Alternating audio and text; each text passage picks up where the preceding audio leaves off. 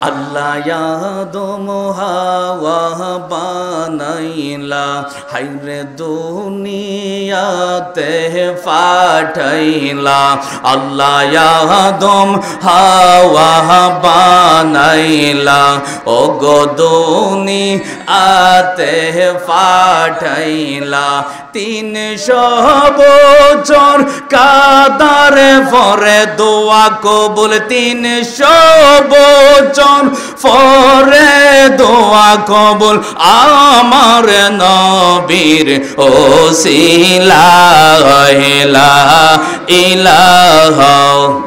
মাহফিলের আয়োজক যারা রয়েছেন, পর্দানিশীন আমার মা ও বোনেরা যারা রয়েছেন, সবার প্রতি আবারও আমি সালাম দিয়ে আমার মূল আলোচনার দিকে আমি চলে যাচ্ছি। আসসালামু আলাইকুম ওয়া রাহমাতুল্লাহি ওয়া বারাকাতুহু। বাবারা আমার, আমি কোরআনুল কারীম থেকে ছোট্ট একটি আয়াতে কারিমা তেলাওয়াত করেছিলাম। সে আয়াতের উপর কথা বলবো, কথা বলে ইনশাআল্লাহ আপনাদেরকে নিয়ে দোয়া করব। আল্লাহ পাক আমাকে তৌফিক দান করুক, আমিন বলেন। বাবারা আমার, আমরা এই পৃথিবীর জমিনের মধ্যে এসেছি, আল্লাহ পাক অতি দয়া করে, মায়া করে, মহব্বত করে মানব জাতি সৃষ্টি করেছেন।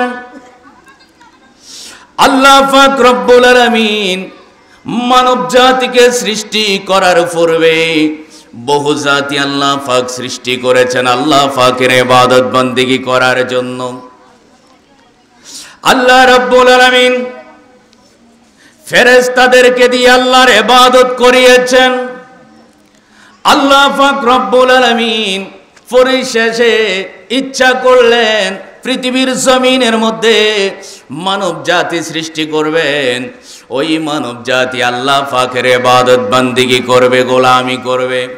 কিন্তু ফেরেশতারা বেটু দিয়েছিল, আল্লাহ আমরা তোমার ইবাদত বন্দেগী করি, আল্লাহ আমরা তোমার গোলামি করি, পৃথিবীর জমিনে মানব জাতি সৃষ্টি করবেন না। আল্লাহ পাক রব্বুল আলামিন বলে, ক্বালা ইন্নী আ'লামু মা লা তা'লামুন।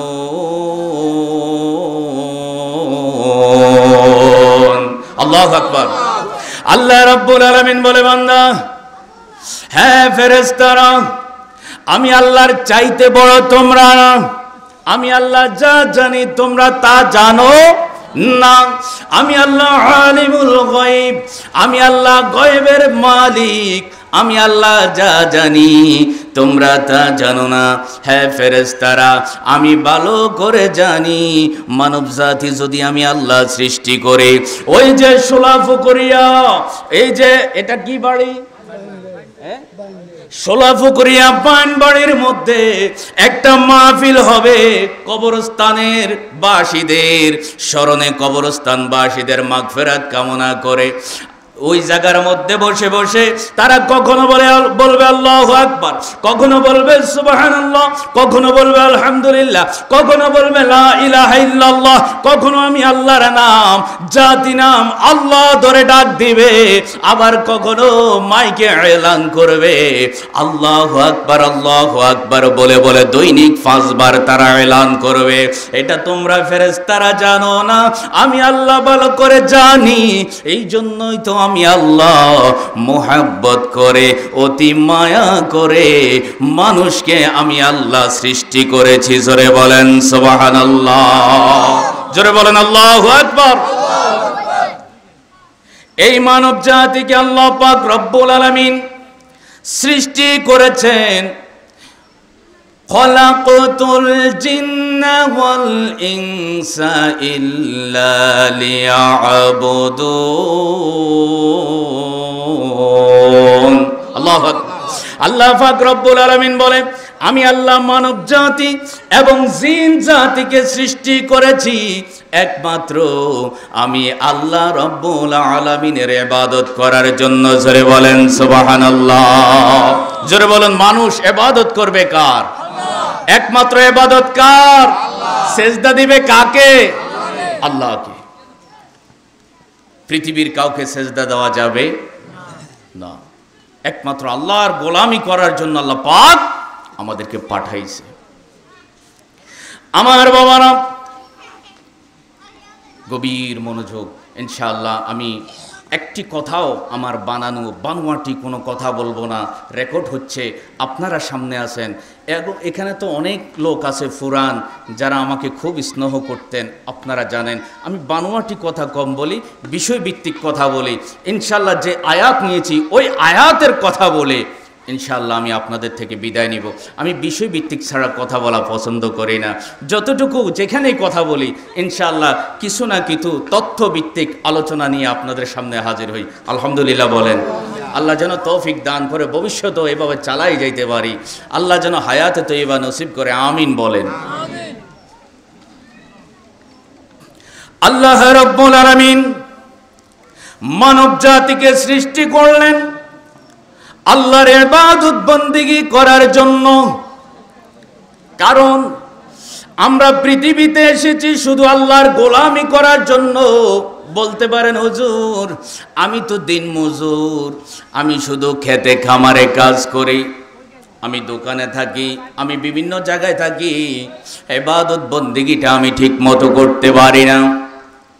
ও হুজুর আমি ইবাদত বন্দেগী করতে পারি না, আমি কাজ করি, আমি কলের কাজ করি, টিউবওয়েলের কাজ করি, আমি দিনমজুর, সারাটা দিন আমি প্রায় ঘামে ভিজে থাকি, নাপাক অবস্থায় থাকি, ওযুটা ঠিক মতো করতে পারি না।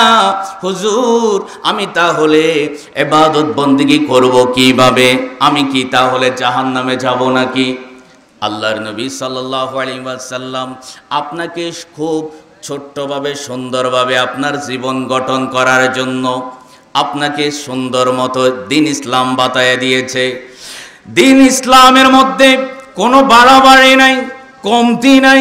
আবার আপনাকে জাহান্নামের কথা বলবে, কিন্তু জাহান্নামে যাতে যাইতে না হয় এমন কিছু কিছু ছোট্ট ছোট্ট আমল, ছোট্ট ছোট্ট টেকনিক আপনাকে শিখিয়ে দিয়েছে। ওই টেকনিকের মাধ্যমে আপনি কম ইবাদতের মাধ্যমেও ঈমানটা যদি মজবুত থাকে, মহান আল্লাহ আপনার জন্য জান্নাতটা বাজেট করে রেখেছে। জোরে বলেন সুবহানাল্লাহ। এই জন্যই তো ছোট্ট ছোট্ট সোনামণিরা মাদ্রাসায় লেখাপড়া করে, তাদের নুরানি একটা বই আছে, ওখানে 40টা হাদিস যাচাই বাছাই করা আছে। ওখানে 3 থেকে প্রথমটাই একটা হাদিস আছে, আখলিস দীনাকা ইয়াকফিকাল আমালুল কলিল। আল্লাহর প্যারা নবী সাল্লাল্লাহু আলাইহি ওয়াসাল্লাম বলে, ও পৃথিবীর উম্মত তোমরা দুর্বল হবে আমি রাসূল জানি। সুবহানাল্লাহ বলে। তোমরা হায়াতটা কম পাবে এটাও আমি রাসূল জানি। এই জন্যই তো তোমাদেরকে বলছি আখলিস দীনাকা ইয়াকফিকাল আমালুল কলিল। তোমার ঈমানটা মজবুত করে নাও, ঈমানটা তুমি মজবুত করো, অল্প আমলই তোমার জন্য নাজাতের জন্য যথেষ্ট হইবে। জোরে বলেন সুবহানাল্লাহ। ঈমান মজবুত করো, আমল কম হলেও যথেষ্ট হবে।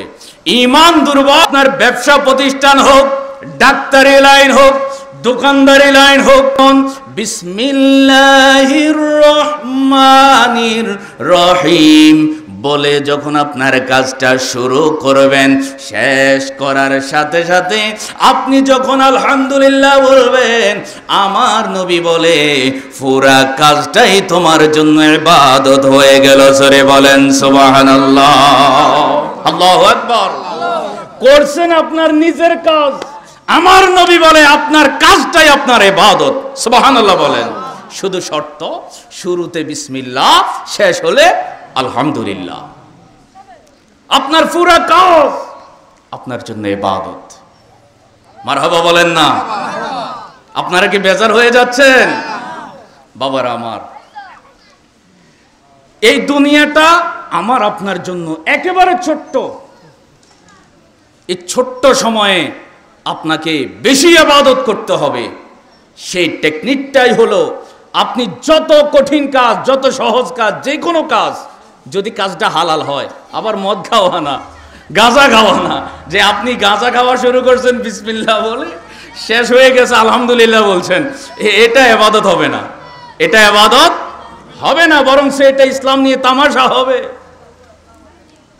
বরং আপনি যতগুলো হালাল কাজ আছে ওই হালাল কাজ বিসমিল্লাহ বলে শুরু করবেন, শেষ হলে আলহামদুলিল্লাহ বলবেন। আমার নবী বলে তোমার পুরা কাজ ইবাদত। 5 ওয়াক্ত সালাত আদায় করবেন, চেষ্টা করবেন যদি কাজা হয়ে যায় পরে আদায় করে নেবেন। বাবারা আমার, জীবনটা ছোট্ট, বেশি হলে 60-70 বছর 80 বছর, এরপরে তো আমাদের জীবন শেষ। কি বলেন? 100 বছর 150 বছর এখন খুবই কম। এই সময়ের ভিতরে আমার আপনার গাঁটটি ভরতে হবে ইবাদত বন্দেগী দিয়ে, ঈমান দিয়ে মজবুত করতে হবে জীবনটা। ঠিক কিনা বলেন? এই জন্য আপনারা খুব ছোট্ট সময়ে টেকনিকগুলো ফলো করবেন যে আমার জীবনটা ইবাদতে কাটাইতে হবে, যেহেতু আল্লাহ পাক আমাকে ইবাদত বন্দেগী করার জন্য পাঠাইছে। এই জন্য শুরুতে, কাজের শুরুতে বলবেন বিসমিল্লাহির রহমানির রহিম, কাজ শেষ হলে বলবেন আলহামদুলিল্লাহ। পুরা কাজটা কি হয়ে যাবে? ইবাদত। পুরা কাজটা কি হয়ে যাবে? ইবাদত হয়ে যাবে। আলহামদুলিল্লাহ বলেন। বাবারা আমার, আমার আপনার জীবনের ইতি ঘটে যাবে, হয় আজ না হয় কাল, হয় এখন না হয় তখন। যে কোনো সময় আমার আপনার মৃত্যু আসতে পারে কি পারে না? আমাদের জন্ম যেহেতু হয়েছে, মৃত্যু হবে, কোনো সন্দেহ নাই। যে যে ব্যক্তি একবার জন্ম নিয়েছে তাকে মৃত্যুবরণ করতেই হবে। আর পুরা পৃথিবী যে কোনো সময়, যে কোনো মুহূর্তে আল্লাহর ঘোষণা মতে ফান হয়ে যাবে, ধ্বংস হয়ে যাবে। ঘোষণাকার কুল্লু মান আলাইহা ফান ওয়া ইয়াবকা ওয়াজহু রাব্বিকা যুল জালালি ওয়াল ইকরাম। আল্লাহ পাক বলে দুনিয়ার সব ধ্বংস হয়ে যাবে, কিছুই থাকবে না, সব নশ্বর হয়ে যাবে। ওয়া ইয়াবকা ওয়াজহু রাব্বিকা যুল জালালি ওয়াল ইকরাম, থাকবে শুধু একজন, তিনি কে? জোরে বলুন, তিনি কে? আল্লাহ। আল্লাহ বলে দুনিয়ার সব শেষ হয়ে যাবে, আমি আল্লাহ শুধু থাকব। আর আমি আল্লাহ দুনিয়াটা শেষ করব, আমি আল্লাহ থাকব। আবার আমি আল্লাহ সব ধ্বংস করার পরে একটা মাঠ সাজাবো, সেই মাঠের মধ্যে তোমাদের সবাইকে আবার পুনরায় জিন্দা করে সেখানে হিসাব নিকাশ নিব। আল্লাহু আকবার বলেন, জোরে বলেন আল্লাহু আকবার। বাইরের মানুষগুলো যেন আপনাদের আওয়াজ শুনে, মা বোনরা যেন আওয়াজ শুনে বুঝতে পারে এখানে ওয়াজ হচ্ছে, আওয়াজ হচ্ছে না। এখানে ওয়াজ হয় কিনা আসলে? এবার আল্লাহু আকবারটা জোরে বলেন, আরো জোরে বলেন আল্লাহু আকবার। বাবার আমার, আল্লাহ রাব্বুল আলামিন কোরআন শরীফের মধ্যে বলেন ইদাস সামাউ ফাতারাত ওয়া ইদাল কাওয়াকিবু তাতারাত ওয়া ইদাল বিহারু ফুজ্জিরাত ওয়া ইদাল কুবুরু বু'থিরাত। জোরে জোরে বলেন আল্লাহু আকবার। আল্লাহ রাব্বুল আলামিন বলে বান্দা সব কিছু ফান হয়ে যাবে, সব কিছু শেষ হয়ে যাবে, তবে শেষ হওয়ার পূর্বে আমি আল্লাহ রাব্বুল আলামিন সুন্দর করে সিস্টেম মতো সব কিছু করব, সব কিছু ধ্বংস করব সিস্টেম মতো। প্রথমে কি হবে? ইদাস সামাউ ফাতারাত। আজকে এই ধরনের আলোচনাগুলো কেন করছি? কারণ হলো কবরবাসীদের স্মরণে ওয়াজ। আমি ইনশাল্লাহ আমার আয়াতের সামঞ্জস্য রেখে সবগুলো কথা বলছি, ইনশাল্লাহ হাসর ময়দানে নিয়ে আপনাদেরকে ছেড়ে দেব। আল্লাহ রাব্বুল আলামিন কোরআনুল কারীমের মধ্যে সূরা ইনফিতারের মধ্যে বলছে ইদাস সামাউ ফাতারাত। এই যে আমাদের মাথার উপরে আল্লাহ পাক খুঁটিবিহীন সাত আসমান সাজিয়ে রেখেছে, আমাদের মাথার উপরে একটা সামিয়ানা আছে এই মুহূর্তে, এই সামিয়ানাটা আমাদের মাথার উপরে রাখার জন্য কয়েকটি খুঁটির প্রয়োজন হয়েছে, ঠিক কিনা বলেন? কিন্তু আল্লাহ পাক 7 আসমান মাথার উপরে রেখেছে, একটা ফিলারের ব্যবস্থা করেন না, একটা বাঁশের খুঁটির প্রয়োজন মনে করেন নাই। আল্লাহ পাক এত বড় ক্ষমতার মালিক, আল্লাহ পাক রব্বুল আলামিন এত বড় কুদরতের মালিক, আল্লাহ পাক রব্বুল আলামিন 7 আসমান আমাদের মাথার উপরে রেখেছেন, একটা খুঁটির ব্যবস্থা করেন নাই। জোরে বলেন আল্লাহু আকবার। আল্লাহ রব্বুল আলামিন বলেন ইযা সামাউন ফাতারাত, এই আকাশটা সব কিছু ধ্বংসের একটা ধ্বংস হলো, আকাশটা ভেঙ্গে ভেঙ্গে টুকরো টুকরো হয়ে যাবে, আকাশটা ভেঙ্গে যাবে, ভেঙ্গে ভেঙ্গে খুশি খুশি পড়ে যাবে। ওয়া ইযাল কাওয়াকিবু তাসারাত, আকাশের মধ্যে আমরা যে ছোট্ট ছোট্ট তারকারাজ দেখতে পাই, এগুলো ছোট্ট তারকারাজি নয়, একটা তারকার ভিতরে কয়েক লক্ষ সূর্য ঢুকে যাইতে পারে, এত বড় বড় তারকা এক একটা, আমরা যদিও ছোট দেখি। আল্লাহ রাব্বুল আলামিন বলে ওয়াইদাল কাওয়াকিবু তাসারাত, এই কিয়ামতের পূর্বে, সব ধ্বংস হওয়ার পূর্বে এই তারকারাজিগুলো ছুটে ছুটে ছুটে ছুটে পড়ে যাবে, এবং পড়ে যাওয়ার পরে ওয়াইদাল বিহারু ফুজ্জিরাত, সাগরের পানি, মহাসাগর, আটলান্টিক মহাসাগর, যত সাগর বলেন, যত নদী বলেন, যতগুলো পানির নহর বলেন, সব কিছু থেকে পানিগুলো ফুলে উঠে উপরের দিকে উঠে যাবে, জমিনটা সমতল হয়ে যাবে, সব মানুষ ধ্বংস হয়ে যাবে, মানুষগুলো শেষ হয়ে যাবে। ইদা জুলজিলাতিল আরদু জিলজালাহা, মহাপ্রকম্পন সৃষ্টি হবে। সূরা জিলজালের মধ্যে ঘোষণা করে সব ধ্বংস হয়ে যাবে, মহাপ্রকম্পন আরম্ভ হবে, বড় বড় অট্টালিকাগুলো, বড় বড় পাহাড়গুলো তুলার মতো উঠবে, সব কিছু শেষ হয়ে যাবে।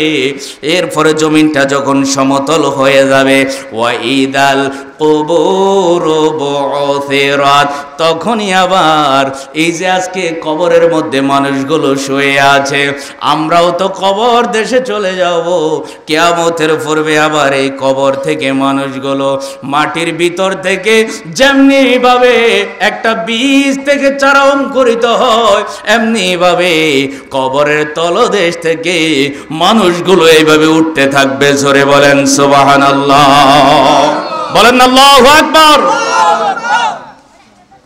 এইভাবে কবর থেকে মানুষগুলো উঠবে, মানুষগণ রব্বি নাফসি রব্বি নাফসি করে করে দৌড় মারবে। কি সাইফুল ইসলাম বলেন, কি মৌলভী সাহেব বলেন, কি হাজী সাহেব বলেন, সবাই ওই কবর থেকে উঠে রব্বি নাফসি করে করে দৌড় মারবে।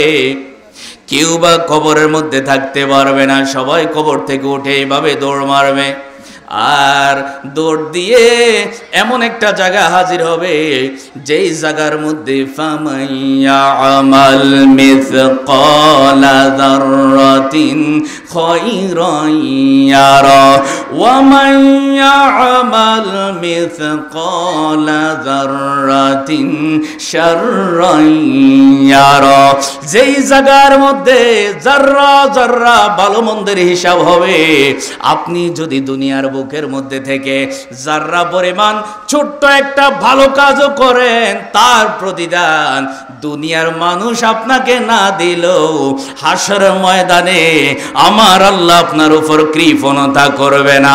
যা আপনি যাজা পাওয়া উচিত, যা আপনি জবাব পাওয়ার প্রাপ্য, সব কিছু আপনাকে দান করবে। জোরে বলেন সুবহানাল্লাহ।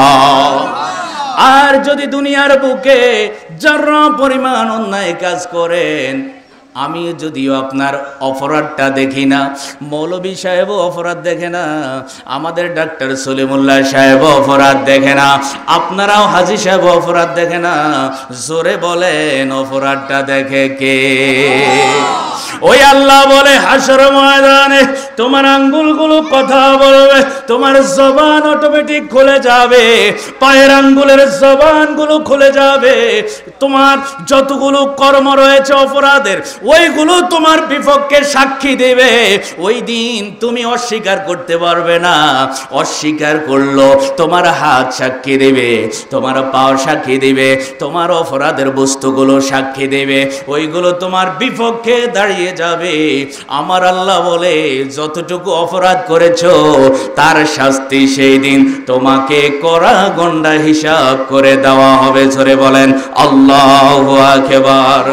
জিকির করেন লা ইলাহা ইল্লাল্লাহু লা ইলাহা লা ইলাহা, প্রাণ খোলে লা ইলাহা। বহু দূরে মক্কা মদিনা আমরা কেমনে যাব জানি না। বলেন বাবা, বহু দূরে মক্কা মদিনা আমরা কেমনে যাব জানি না। ও গো দয়া করো দয়াল আল্লাহ, দয়া করো লাফুরাও মনের বাসনা লা ইলাহা, লা বলেন লা ইলাহা। আমি প্রত্যেকটা মাহফিলের মধ্যে এইভাবে বিনায়া বিনায়া চোখের পানি ফালাইয়া ফালাইয়া কাঁদছিলাম। আল্লাহ রে, জীবনে একটিবার হলো সোনার মক্কাতুল মুকাররমা মদিনাতুল মুনাওয়ারা দেখার তৌফিক দিও। খোদার কসম রে, ও আমার সুন্নি বাবারা, গত বছর মসজিদে নববীতে আমি গিয়েছিলাম, আল্লাহ পাক কবুল করেছে, আমার আব্বা সহ একসাথে ফ্লাইট হয়ে গিয়েছে, আল্লাহর কাছে শুকর। মদিনাতুল মুনাওয়ারায় গিয়ে আমার নবীজির সবুজ গম্বুজের দিকে তাকাইতে মনের অজান্তে দুই চোখের পানিগুলো জার জার জার জার করে পড়া আরম্ভ করলো। কারণ আশেক মাশুক যেখানে একত্রিত হয় সেখানে দুনিয়াবি কোনো স্বার্থ থাকে না, দুনিয়াবি কোনো কিছু থাকে না, শুধু প্রেমের জোয়ার বইতে থাকে। কথা বলেন ঠিক কিনা? বাবু সালাম গেট দিয়ে যখন ঢুকলাম, নবীজির রওজা মুবারক দেখেছি। ওই মুহূর্তে সোনালি জালি দিয়ে যখন নবীজির রওজা মুবারকের দিকে তাকাইলাম, মনে হয় যেন এখনো উম্মতি উম্মতি বলে কাঁদতেছে। এইভাবে মন থেকে যদি চাইতে পারেন, মন থেকে যদি চাইতে পারেন, আমার আল্লাহ কোনো না কোনো সময় আপনাকে মদিনাতুল মুনাওয়ারা নিয়ে যাবে। আমিন বলেন, আরো জোরে বলেন না আমিন। যদি মদিনাতুল মুনাওয়ারা নসিব না হয়, নবীজির রওজা মুবারক যদি জিয়ারত নসিব না হয়, খোদার কসম উপমা দিতে পারি, হযরত ওয়াইস করণী যদিও নবীজির সঙ্গে সরাসরি দেখা করেন নাই, তারপরেও দৈনিক তাজকিরাতুল আউলিয়া কিতাবের মধ্যে দেখি ওয়াইস করণীর ভাঙা ঘরে আমার নবী দৈনিক 3 বার এসে ওয়াইস করণীর সাথে সাক্ষাৎ করে গিয়েছে। জোরে বলেন সুবহানাল্লাহ। বলেন বহু দূরে মক্কা মদিনা আমরা কেমনে যাবি না। বলেন বহু মদিনা আমরা কেমনে যাব জানি না। ও গো দয়া করো দয়াল আল্লাহ, দয়া করো লাফুরাও মনের বাসনা লা ইলাহা, লা বলেন লা ইলাহা।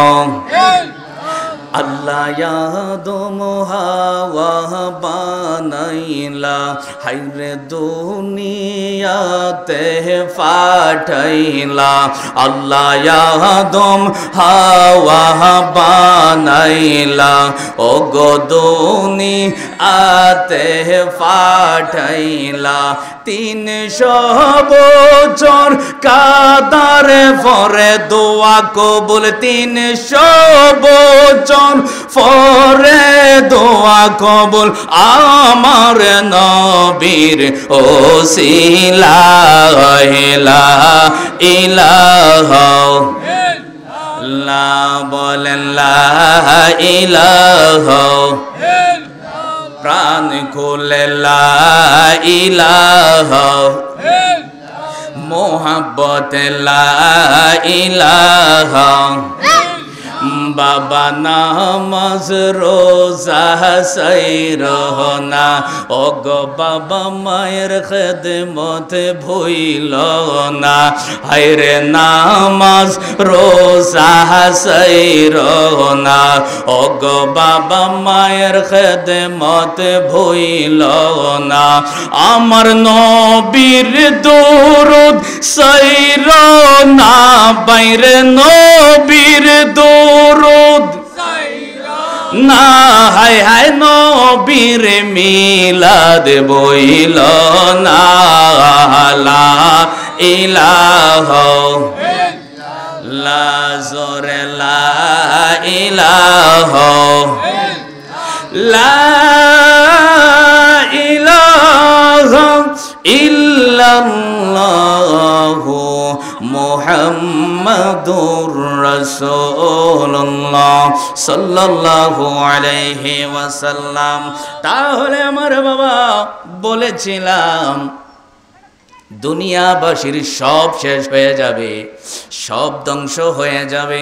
এখানে মাওলানা হাফেজ ওমর ফারুক সাহেব উপস্থিত আছেন, কাদরিয়া তৈবিয়ার ছাত্র।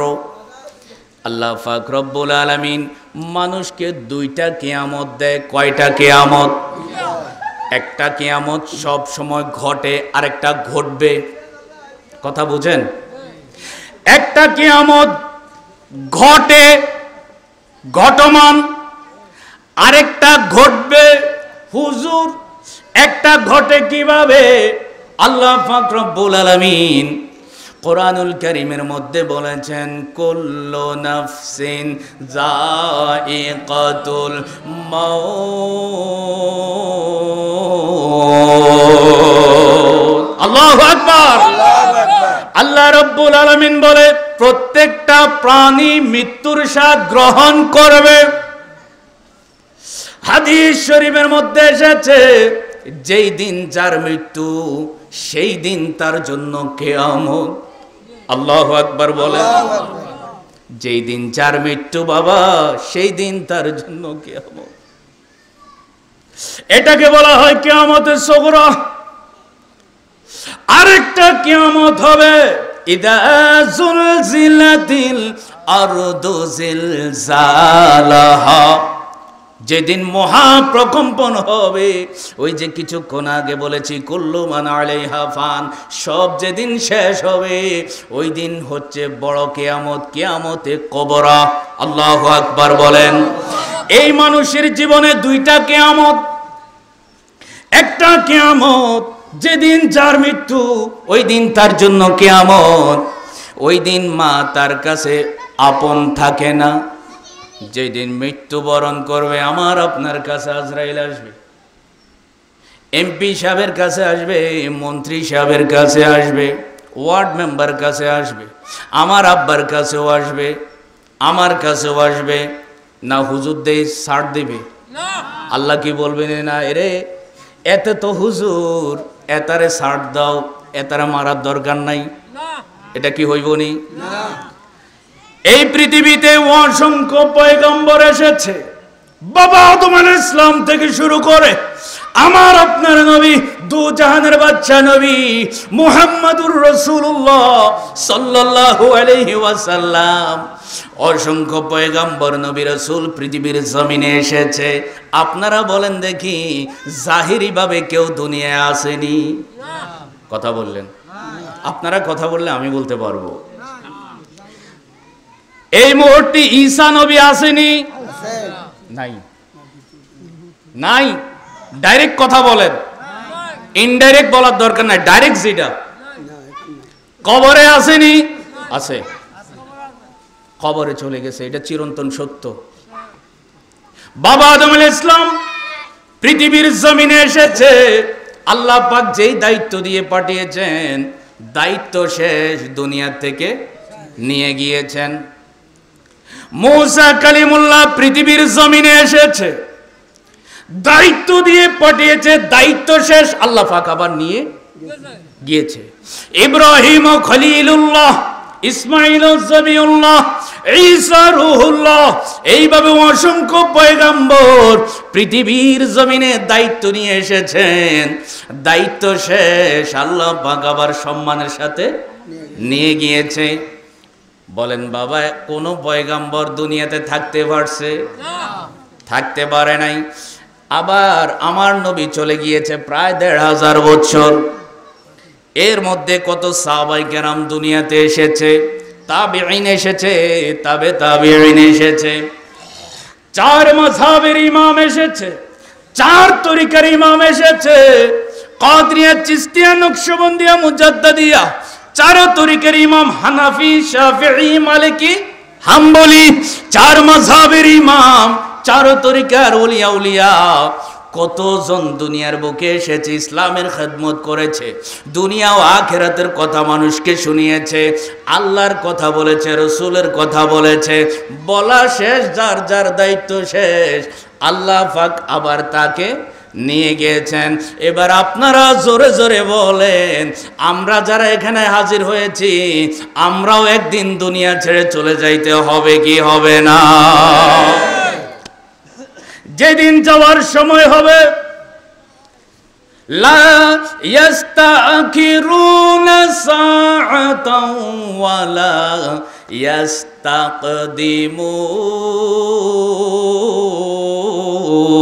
ইস্তাকদিমুন।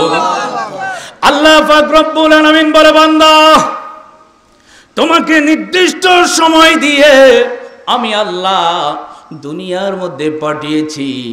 যদি তোমার এই 16 ফকরিয়া তোমার মৃত্যু হয়, এই মুহূর্তে যদি মৃত্যু হয়, বান্দারে 1 সেকেন্ড এদিক সেদিক হবে না, সময়টা সামনেও বাড়বে না, সময়টা পিছনেও যাবে না, সেই মুহূর্তে তোমার মৃত্যু হয়ে যাবে। জোরে বলেন ঠিক কি না? 1 সেকেন্ড এদিক সেদিক হবে না। এরে বাবা, আমি উপদেষ্টার প্রধান, আমাকে একটু ছাড় দাও না, 2টা মিনিট অপেক্ষা করো, আমি একটু রাষ্ট্রের হিসাবটা দেই। বলেন ক্ষমতা আছে?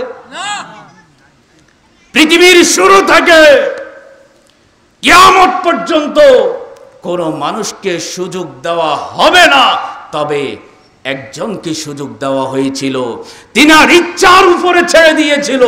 তিনি হচ্ছেন দুজাহানের দুলহা, দুজাহানের বাদশা, নবী মুহাম্মদুর রাসূলুল্লাহ সাল্লাল্লাহু আলাইহি ওয়াসাল্লামকে আজরাইল এসে বলেছিল, ওগো ইয়া রাসূলুল্লাহ, নবী গো, আমি এমন একজন ফেরেশতা যার চেহারা দেখলেই মানুষ বিকলজ্ঞ হয়ে যায়। হুজুর, আমি আজরাইল আপনার কাছে এসেছি, ইয়া রাসূলুল্লাহ, আপনি যদি অনুমতি দেন আপনার রূহটা আমি কবজ করব, আপনি যদি অনুমতি না দেন হুজুর কিয়ামত হয়ে যাবে, আপনার রূহ আমি কবজ করব না। সুবহানাল্লাহ বলেন, সুবহানাল্লাহ। আজরাইল বলে, ইয়া রাসূলুল্লাহ, আদম আলাইহিস সালাম থেকে শুরু করে কিয়ামত পর্যন্ত যত মানুষ এসেছে, বর্তমানে আছে, ভবিষ্যতে আসবে, কিয়ামতের পূর্বক্ষণ পর্যন্ত যত মানুষ আসবে, হুজুর কারো রূহ নিতে আমি পারমিশন নিব না, নেওয়ার প্রয়োজন নাই। আল্লাহ পাক আমাকে সুপ্রিম পাওয়ার দিয়ে দিয়েছে। আল্লাহু আকবার বলেন। তবে হুজুর, আপনার রূহ কবজ করতেই শুধু আমি অনুমতি নিচ্ছি। সেই নবীর উম্মত হয়ে আমরা খুশি না বেজার? এই নবীর উম্মত হয়ে কি আমরা ইয়াবা খাবো? জোরে বলেন, ইয়াবা খাবো? গাঁজা, ফেন্সিডিল, মদ, ডেন্ডি, তাস, জুয়া ইত্যাদি নেশা চলবে? নেশা চলবে? বাবারা আমার, আমি মৃত্যুর উপরে কথা বলছি। আপনার আমার যে কোনো মুহূর্তে মৃত্যু হয়ে যাবে। আল্লাহ না করুক, আল্লাহ না করুক, এই মুহূর্তে আপনি গাঁজা খেয়ে ওযুটা না করে আপনি ঘুমিয়ে গিয়েছেন, ওই ঘুমের ঘরে আজরাইল আপনার রূহ নিয়ে গিয়েছে। বলেন, খবরে গিয়ে রাসূল তো আপনার সামনে হাজির হবে, কি জবাব দিবেন আপনি? আপনি যে বারবার বলেছেন আমি আশিকা রাসূল, আমি নবীর উম্মত, জীবন দিয়ে লামু, গাঁজাটা যে খাই শুইলেন, রাত্রে যে আজরাইল আপনার রূহটা নিয়ে গেল, এই কবরের মধ্যে যে আপনাকে রাখবে বিসমিল্লাহি ওয়া আলা মিল্লাতি রাসূলিল্লাহ। আমার ওয়াজের মূল এখানে আসছে, এই যে আপনাকে বিসমিল্লাহি ওয়া আলা মিল্লাতি রাসূলিল্লাহ বলে কবরে আপনাকে রাখবে। প্রধান উপদেষ্টার কাছে হলে সুপারিশে আপনাকে মাফ করত, চেয়ারম্যানের কাছে হলে আপনাকে সুপারিশে মাফ করত, কিন্তু এমন একজনের সফর্দ করলো আপনাকে, জিনার কাছে আপনি আশিকে রাসূল ছাড়া, আত্তহুরু শাত্রুল ঈমান, পবিত্রতা অর্জন ছাড়া ওই ব্যক্তির কাছে আপনার স্থান নাই। ঠিক কিনা বলে? বিসমিল্লাহি ওয়া আলা মিল্লাতি রাসূলিল্লাহ, রাসূলের কাছে সফর্দ করছে। আমার রাসূল বলেছে, বান্দা উম্মত শুনো, আমার আল্লাহ পবিত্র। মাওলানা সাহেব আছে, জিজ্ঞেস করেন। কাদরিয়া তৈবিয়ার ছাত্র, বাবা ক্লাস যতক্ষণ করেছি বাটফারি করি নাই, লেখাপড়া করছি। আমার নবীজি বলেছেন আমার আল্লাহ পবিত্র, আমার আল্লাহ সুন্দর, আর সেই আল্লাহ পবিত্রতা এবং সৌন্দর্যকে বেশি পছন্দ করে। সুবহানাল্লাহ বলেন। আপনি যে গাঁজা ইয়াবা খাই অপবিত্র হয়ে রইলেন, এই মুহূর্তে আজরাইল আপনার রূহটা নিছে, আতর গোলাপ দিয়ে যতই আপনাকে সুন্দর করুক, গোসল করাক বড়ই পাতা গরম জল দিয়ে, আপনার ভিতরে তো নাফাক। কথা বলেন। এমন যুবক ভাইরা রাগ হয়ে যাবো আর কি, কি হুজুর আইনলো আম করে না জারি যেতে আছে। একজন নেশাখোর ব্যক্তির দ্বারা মা বাপ লাঞ্ছিত হয়। কথা বলেন। একজন নেশাখোর ব্যক্তির কারণে সমাজের মুরব্বীরা অপমানিত হয়। একজন নেশাখোর ব্যক্তির দ্বারা সমাজ ধ্বংস হয়। বলেন আমরা নেশা চাই? জোরে বলেন। নেশা ধ্বংস হোক এটা চাই কি না চাই? নেশা এই এলাকা থেকে, এই বাংলাদেশ থেকে, এই পৃথিবীর থেকে চলে যাক, এটা চাই কি চাই না? এই কারণে আপনাদেরকে একটা দায়িত্ব দেব। আপনারা প্রত্যেকেই, যদিও আপনারা এতদিন ভয়ে কথা বলতে পারেন নাই, কেউ সিগারেট খাইছে, ডাক দিছেন, বলে দিছে এই বেটা দাড়িওয়ালা মুরব্বী, আমার চোখের সামনে আমি দেখেছি, আমি মিথ্যা বলছি না। কোন মুরব্বী যদি সিগারেট খাইছে, কোনো বাচ্চারা, কোন কিশোর বয়সী লোকেরা সিগারেট খাইছে, মুরব্বী যদি ডাক দিছে, কিশোর কি বলছে জানেন? আমি জানি আপনারা প্রত্যক্ষ সাক্ষী। বলেছে এই বেটা আমারে চেনস, আমার বাপের টাকা, আমার টাকা আমি সিগারেট খাই, তোর বাপের কি? বলছে কি বলে নাই? আজকে থেকে শপথ নেন, আজকে থেকে শপথ নেন, জীবন দেব, তারপরও নেশাখোরকে প্রশ্রয় দেব না। রাজি আছেন? রাজি আছেন? দুই হাত তোলেন। নারে তাকবীর, নারে রিসালাত, আহলে সুন্নাত ওয়াল জামাত, হযরত মাওলানা সাইফুল ইসলাম আবিদি সাহেব মারহাবা বলেন। বাবারা আমার, একটা ছাত্র আপনি বড় লেখাপড়া করাইতে পারেন নাই, ডাক্তার, ইঞ্জিনিয়ার, সায়েন্টিস্ট তৈরি করতে পারেন নাই, বড় মুফতি মুহাদ্দিস তৈরি করতে পারেন নাই, আদর্শিক একটা ছেলে যদি আপনার ঘরে থাকে, আল্লাহর কসম করে বলি এই লোকটার কারণে আপনি জান্নাতি হবেন। কারণ আমার রসুল ছিলেন শ্রেষ্ঠ আদর্শবান। ঠিক কিনা বলেন? আমার রসুল কোন বিশ্ববিদ্যালয় থেকে মাস্টার্স করেছেন বলতে পারেন কেউ? আমার রসুল কোন বিশ্ববিদ্যালয়, পৃথিবীর কোন বিশ্ববিদ্যালয় থেকে মাস্টার্স সেই আল্লাহর বাণী, সেই আল্লাহর বাণী ওহী। ওহী দুই প্রকার, ওহী মাতলু, ওহী গয়রে মাতলু। একটা কোরআন, একটা হাদিস, একটা জিব্রাইলের মাধ্যমে হুজুরের কাছে পাঠানো হয়েছে হেরা গুহায়, ইকরা বিসমি রাব্বিকাল্লাযী খলাক। একটা হেরা গুহায় হুজুরের কাছে নাজিল করেছেন, বিভিন্ন প্রেক্ষাপটে নাজিল হয়েছে। আরেকটা সরাসরি আমার আল্লাহ আমার রাসূলের সিনার ভিতরে দিয়েছে, যেটার নাম হচ্ছে ওহী গায়রে মাতলু। জোরে বলেন সুবহানাল্লাহ।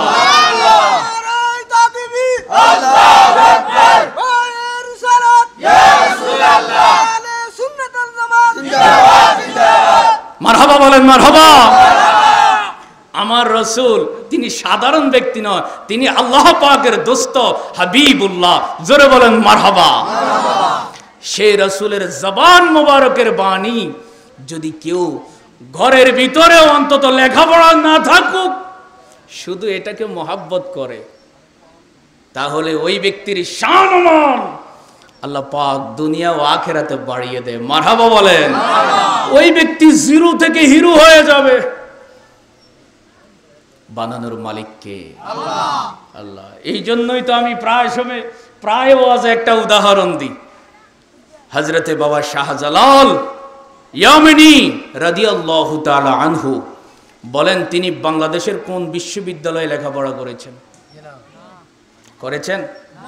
কিন্তু কিয়ামত পর্যন্ত যার রওজা শরীফে, মাজার শরীফে হাজার লক্ষ কোটি মানুষ, এই দেশের প্রধানও যারা হবে, যুগ যুগ ধরে নির্বাচনের পূর্বে হলো, বছরে একবার হলো, যার মাজার শরীফ জিয়ারত করতে যাবে, ঠিক কিনা বলেন? তিনার এত মান সম্মান কেন? ও বাবা, আমি মরে গেলে আমার কবরের কাছে তো এমন কেউ আসে না। আমি তো বড় রাজনীতিবিদ ছিলাম, আমার বড় ব্যবসা ছিল, কিন্তু আমি মরে গেলেও মানুষ ভাড়া করে আনতে হয়। মানুষ হুজুরদেরকে 500-1000 টাকা দিয়ে হাদিয়া দিয়ে তারপর আনতে হয়। আমার কাছে তো কেউ স্বইচ্ছা আসে না। শাহজালাল রহমতুল্লাহ আলাইহির কাছে কেন যায়?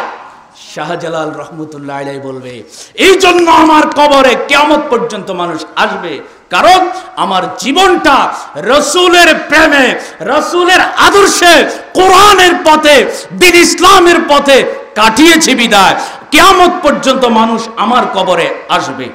সুবহানাল্লাহ। আরো জোরে সুবহানাল্লাহ। তাহলে বলেন, একজন বিজ্ঞানীর কবরে যাওয়া না যাওয়া, যাইলেও পারে না জ্বালাই পারে। কত বিজ্ঞানী কত জায়গায় পড়ে রয়েছে খবর নাই, কিন্তু বাবা শাহজালালের মাজার শরীফ এখনো তাজা আছে না নাই? এখানে মানুষ আসা যাওয়া করে কি করে না? কেন? একমাত্র দ্বীন ইসলামের পথে জীবন কাটিয়েছে বিদায়। বলেন, এই বাবা শাহজালাল রহমতুল্লাহ আলাইহি তিনিও কবর শরীফে চলে গিয়েছে কিনা? কথা বলেন। আমাকেও যাইতে হবে কিনা? আপনারা ভাবিয়েন না আমি যতদিকে যাই এলোমেলো করে বলবো না, আমার মূল আলোচনায় চলে এসেছি। যতদিকে শাখা যাক না কেন, আমার মূল কুল্লু নাফসিন যায়কাতুল মাউত। আজকে মাহফিল যারা আয়োজন করেছেন, ওনারাও কবরে যাবেন কি যাবেন না? তিনারা যদি মনে করে কালকে তো মাহফিল করে আমরা জান্নাতি হয়ে গিয়েছি, আমাদের কাছে আজরাইল আসবে না, আমাদের কবরেও সওয়াল জবাব চলবে না, আমরা মাপ পেয়ে গিয়েছি, কি সুযোগ আছে? তবে একটা সুযোগ আছে, যদি তওবাতুন নাসুহা করতে পারেন। আজকে যদি আমি তওবা করাবো, আজকে যদি তওবা করতে পারেন আমার সাথে, আল্লাহর নবী সাল্লাল্লাহু আলাইহি ওয়াসাল্লাম বলেছেন, খালেস নিয়তে কেউ যদি তওবা করে, ওই ব্যক্তির তওবার সাথে সাথে আল্লাহ পাক তার অতীতের কবিরা এবং সগীরা সব গুনাহ আল্লাহ মাফ করে দেবে। সুবহানাল্লাহ। তওবার 3টা সূরত আছে। মেহমান বিন্দু ডাক্তার সাহেব, আমি আপনাদেরকে কষ্ট দিচ্ছি। তওবার 3টা সূরত। কয়টা সূরত? 3টা সূরত। এক, অতীতে আপনি যে গুনাহ করেছেন, যে অপরাধ করেছেন, সেই অপরাধের জন্য অনুতপ্ত হওয়া। হায় হায় রে, কি করলাম রে, এরে এটা করা তো আমার ঠিক হয় নাই, আহা কি করছি, আসলে এটা আমার উচিত হয় নাই, হয়তো ঠেলার লগে করে ফেলছি, আসলে ঠিক হয় নাই। 1 নাম্বার এরকম অনুতপ্ত হওয়া। 2 নগদে কাজটা ছেড়ে দেওয়া, না এখন করা যাবে না, সাথে সাথে ছেড়ে দিয়েছেন। অপরাধের জন্য অনুতপ্ত হয়েছেন, আফসোস করছেন, সাথে সাথে অপরাধটা ছেড়ে দিয়েছেন। 2 নাম্বার গেল। 3 ভবিষ্যতে সেম অপরাধ আর করবেন না, এটাকে বলা হয় তওবা। ঠিক কিনা হুজুর? মারহাবা বলেন। এইভাবে যদি কেউ তওবা করতে পারেন, খোদা কি কসম, তওবা করার সাথে সাথে আল্লাহর নবী বলে তোমার অতীতের যত বড় গুনাহ হোক, হাজার হাজার খুনের অপরাধ আছে তোমার, আল্লাহ মাফ করে দিবে। তোমার নেশার অপরাধ আছে, আল্লাহ মুহূর্তে মাফ করে দেবে। তোমার বড় বড় কবিরা গুনাহ আছে, সাথে সাথে আল্লাহ মাফ করে দেবে। বলেন মাফ করার মালিক কে? আল্লাহ। আমাদের গুনাহগুলো আজকে মাফ হয়ে যাক, এটা আমরা চাই কি চাই না? ও গনবী ফরশ মনি নাই যে আপনার তুলনা, আমরা আপনার পাইনি দেখা, আপনি মোদের বলবেন না আল্লাহুম্মা।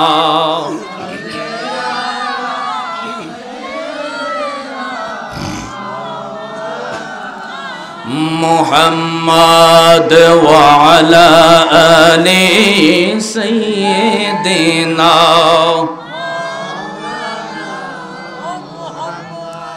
বাবার আমার, আমি আলোচনা ইনশাল্লাহ আস্তে গোছায় আনতেছি, তবে আমি চেষ্টা করতেছি বিষয়ের উপর থাকার জন্য। আমিন বলেন। বলতেছিলাম পৃথিবীর সব শেষ হয়ে যাবে, আমার আপনার মৃত্যু হয়ে যাবে, কবরে যাইতে হবে, এটা চিরন্তন সত্য। আমরা যাদেরকে পৃথিবীতে আপন বলি, বলেন আপন কেউ আছে? কেউ নাই। আমার আব্বা এখানে উপস্থিত আছে, জনাব মোহাম্মদ মুখলিসুর রহমান কবিরাজ সাহেব, আপনারা কবিরাজ বলে জানেন। আমার আব্বাও মনে হয় আমার আপন হবে না, আমি আমার আব্বার আপন হতে পারবো না। কখন জানেন? যেই দিন আজরাইল আমার আপনার বাড়িতে হাজির হবে। আজরাইল যখন আসবে, আমার আপনার, আমার আব্বার সবার প্রাণ পাখি বাহির করার জন্য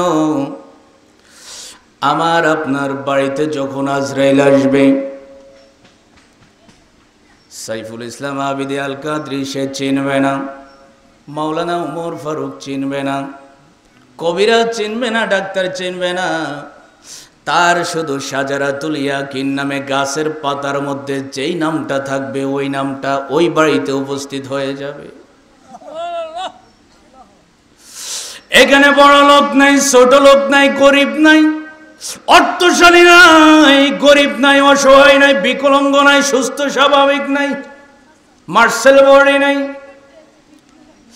যেই দিন যার মৃত্যু লেখা, আজরাইল তার বাড়িতে উপস্থিত হবে।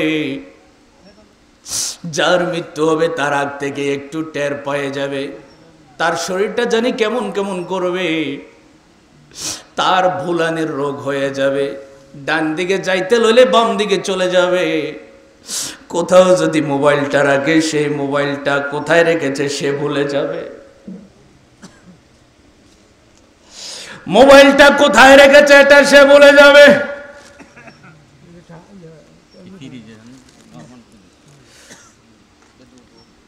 মোবাইলটা কোথায় রেখেছে এটা ভুলে যাবে, টাকা কত রেখেছে এটা ভুলে যাবে। গভীর মনোযোগ, মনে করবেন আমার আপনার জীবনে ঘটনাটা ঘটতেছে। টাকা কোথায় রেখেছি এটা ভুলে যাবে। হঠাৎ করে তার শরীরের মধ্যে পশমগুলো আস্তে আস্তে কেমন কেমন জানি দুর্বল দুর্বল হয়ে যাবে। লোকটা মনে মনে ভাববে, কিরে আমার কাছে এমন হায় হতাশ লাগে কেন? আমি সন্তান হিসেবে বলবো, বাবা আপনাকে অস্বাভাবিক দেখা যাচ্ছে।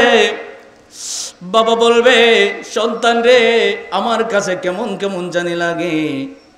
আমি বলবো, বাবা কুমিল্লা সিডিফেতের মধ্যে যান, সেখানে ডাক্তার আছে, ডাক্তার দেখান। কিন্তু আসল তো রোগ এখানে না, রোগ তো চলে যাওয়ার সময় একটা চলে এসেছে। আমার জীবনে হোক, আমার আব্বার জীবনে হোক, আপনাদের জীবনে হোক। এবার যার মৃত্যু লেখা আস্তে করে ঢলে পড়ে যাবে, আজরাইল যখন বাড়িতে উপস্থিত হবে, আমি দেখব না, আপনারাও দেখবেন না, কিন্তু যার মৃত্যু সে আজরাইলকে দেখবে। বিভিন্ন শুরুতে তার সামনে আসবে, কখনো বিকট চেহারায়, কখনো বা সুন্দর চেহারা। নেককার যদি হয় আজরাইল সুন্দরভাবে আসবে, বদকার যদি হয় তাহলে বিকট চেহারা নিয়ে হাজির হবে। যেই ব্যক্তি বদকার হবে তার হুঁশ হারিয়ে বেরোবে। আমি সন্তান হিসেবে, আপনি সন্তান হিসেবে মায়ের সামনে, বাবার সামনে এমন অবস্থা দেখে কোরআনুল কারীমটা খুলে সূরা ইয়াসিন তেলাওয়াত শুরু করে দেবেন। বাবা মনে করবে, মা মনে করবে, সন্তান তো আমার বড় উপকার করতেছে। আজরাইল যদি আমার আপনার রূহ নিয়ে যায়, তারাও যদি রূহর জন্য প্রস্তুত হয়, রূহ নেওয়ার জন্য প্রস্তুত হয়, তারপরেও সূরা ইয়াসিন আপনাকে ধরে রাখতে পারবে না। শুধু অতটুকু হাদিস শরীফে এসেছে, সূরা ইয়াসিন যদি তেলাওয়াত করা হয় মৃত্যুর যন্ত্রণাটা কম হয়। কিন্তু মৃত্যু যখন লেখা হবে, যেই সময় লেখা হবে ওই সময় মৃত্যু হয়ে যাবে। আমার বাবারা গভীর মনোযোগ। আজরাইল আসবে, শর্ট করছি কথা। আজরাইল রূহটা, প্রাণ পাখিটা বাইর করবে। আমার ভাই পড়েছে কিনা জানি না, বাহারে শরীয়তের মধ্যে আলা হযরতের খলিফা মুফতি আমজাদ আলী রহমতুল্লাহ আলাইহি প্রথম খণ্ডের মধ্যে লিখেছেন, একটা মানুষের প্রাণ বাহির করতে এমন কষ্ট হয়, একটা মানুষের প্রাণ যখন বাহির করে তখন মৃত ব্যক্তির এমন কষ্ট হয়, ৭০টা ওটকে জবাই না করে সরাসরি চামড়া টেনে টেনে ছিঁড়লে এবং চামড়া ছিঁড়ার পরে লবণ মরিচ লাগিয়ে দিলে ৭০টা ওট যত কষ্ট পাবে তার চাইতে ৭০ গুণে বেশি কষ্ট হবে একটা মানুষের প্রাণ বাহির করা। জোরে বলেন না আল্লাহু আকবার। নারে তাকবীর, নারে রিসালাত, আহলে সুন্নাত ওয়াল জামাত, হযরত মাওলানা সাইফুল ইসলাম আবিদী সাহেব। একটা মানুষের প্রাণ বাহির করতে এত কষ্ট হয়, এবার প্রাণ বাকি যখন বাইর করবে, বাইর করার পরে এবার আগন্তুক ব্যক্তি ওই মৃত ব্যক্তিকে জিজ্ঞাসা করবে, মৃত ব্যক্তি রে, দুনিয়াতে তোমার কত বন্ধু বান্ধব ছিল, কত আত্মীয় স্বজন ছিল, কত সফর সঙ্গী ছিল। হ্যাঁ মৃত ব্যক্তি, আজকে তোমার সফর সঙ্গী কে হবে? তোমার মৃত্যুর ভাগ তো কেউ নিল না। বলো দেখি, কিছুক্ষণ পরে তো তুমি দুনিয়ার জমিন ছেড়ে চলে যাবে, তোমার সাথে কে যাবে বলো দেখি। এই কথা শোনার পরে মৃত ব্যক্তি ডাক দিয়ে বলবে, কে তোমরা? কোথা থেকে আওয়াজ দিচ্ছ? তোমরা কি জানো না আমার সামনে আমার যোগ্য ছেলে আছে, আমার সামনে আমার মেয়েরা আছে, আমার আত্মীয় স্বজন আছে, তারা সবাই আমার জন্য কান্নাকাটি করতেছে, তারা সবাই আমার সফর সঙ্গী হবে, তারা সবাই আমার সাথে যাবে। কিন্তু যখন বাড়ির মধ্যে সবাই কান্নাকাটি অবস্থায় একটা ডিসিশন নিবে, কখন গোসল করাবে, কখন জানাজার নামাজ পড়াবে, কোন কবরস্থানে কোন পাশে কবরস্থ করবে, কথা বলেন ঠিক কিনা? এই ডিসিশন নিয়ে নিবে আহারে নিষ্ঠুর সন্তান, আহারে নিষ্ঠুর বাবা, নিষ্ঠুর মা, নিষ্ঠুর বোন, কেউ ওই দিনে কথা বলবে না। বাবার রূহ নিয়েছে কি হয়েছে, সন্তানের রূহ নিয়েছে কি হয়েছে, সে তো আমার আদরের ছিল, একই বিছনায় ঘুমিয়েছি, রূহ নিয়েছে কি হয়েছে, তিনার লাশটা আমি রেখে দেব। মেয়েরা বলবে না বাবাকে ভালোবাসি, বাবার লাশটা আমি নিয়ে যাব। সন্তানও বলবে না, ভাই বলবে না, কেউ বলবে না লাশটা নিয়ে যাব। সবাই শুধু বলবে কখন মাটি দিবে, কোন কবরস্থানে মাটি দিবে। কেউ সেদিন আপন হবে না, কেউ সেদিন আপনার কাছে আপন হবে না। সবাই শুধু ডিসিশন নিবে কিভাবে জানাজা নিবে, কে জানাজার নামাজ পড়াবে। কিছুক্ষণ পরে গোসল হলো, কাফন হয়ে গেল, চারজনে চার কান্দে নিয়া লা ইলাহা ইল্লাল্লাহ মুহাম্মাদুর রাসূলুল্লাহ বলে বলে, কেউ বা কালেমায়ে শাহাদাত বলে বলে জানাজার নামাজ পড়ে কবরের পারের যখন নিয়ে যাবে, শত শত মানুষ আপনার কবরের পাশে উপস্থিত হবে।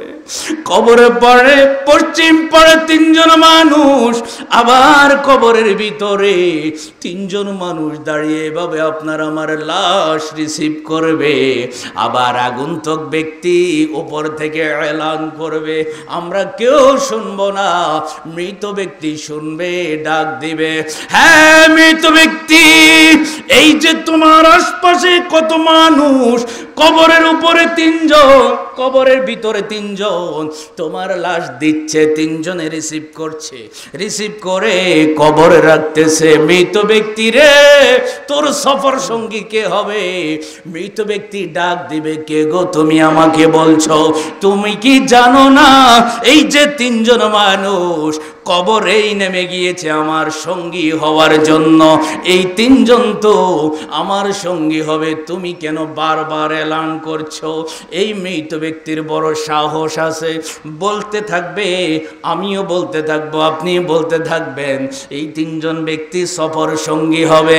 কিন্তু যখন বাঁশ দিয়ে, চাটাই দিয়ে, কলার বরক দিয়ে, যে যেটা দেন, যে এলাকায় যেটা প্রযোজ্য, দেওয়ার পরে বিসমিল্লাহি ওয়া আলা মিল্লাতি রাসূলিল্লাহ বলে যখন আমার আপনার লাশটা দিয়ে, বাঁশ দিয়ে, কলার বরক দিয়ে বা চাটাই দিয়ে, বিভিন্ন কিছু দিয়ে, মিনহা খালাকনাকুম ওয়া ফিহা নুঈদুকুম ওয়া মিনহা নুখরিজুকুম তারাতান উখরা, বলেন সবাই, মিনহা খালাকনাকুম ওয়া ফিহা নুঈদুকুম ওয়া মিনহা নুখরিজুকুম তারাতান উখরা বলে বলে যখন মাটি দিবে, মাটি দিয়ে কবরের নমুনা করে যখন সবাই আখিরি মুনাজাত দিয়ে যখন কবরের পাশ থেকে চলে আসবে,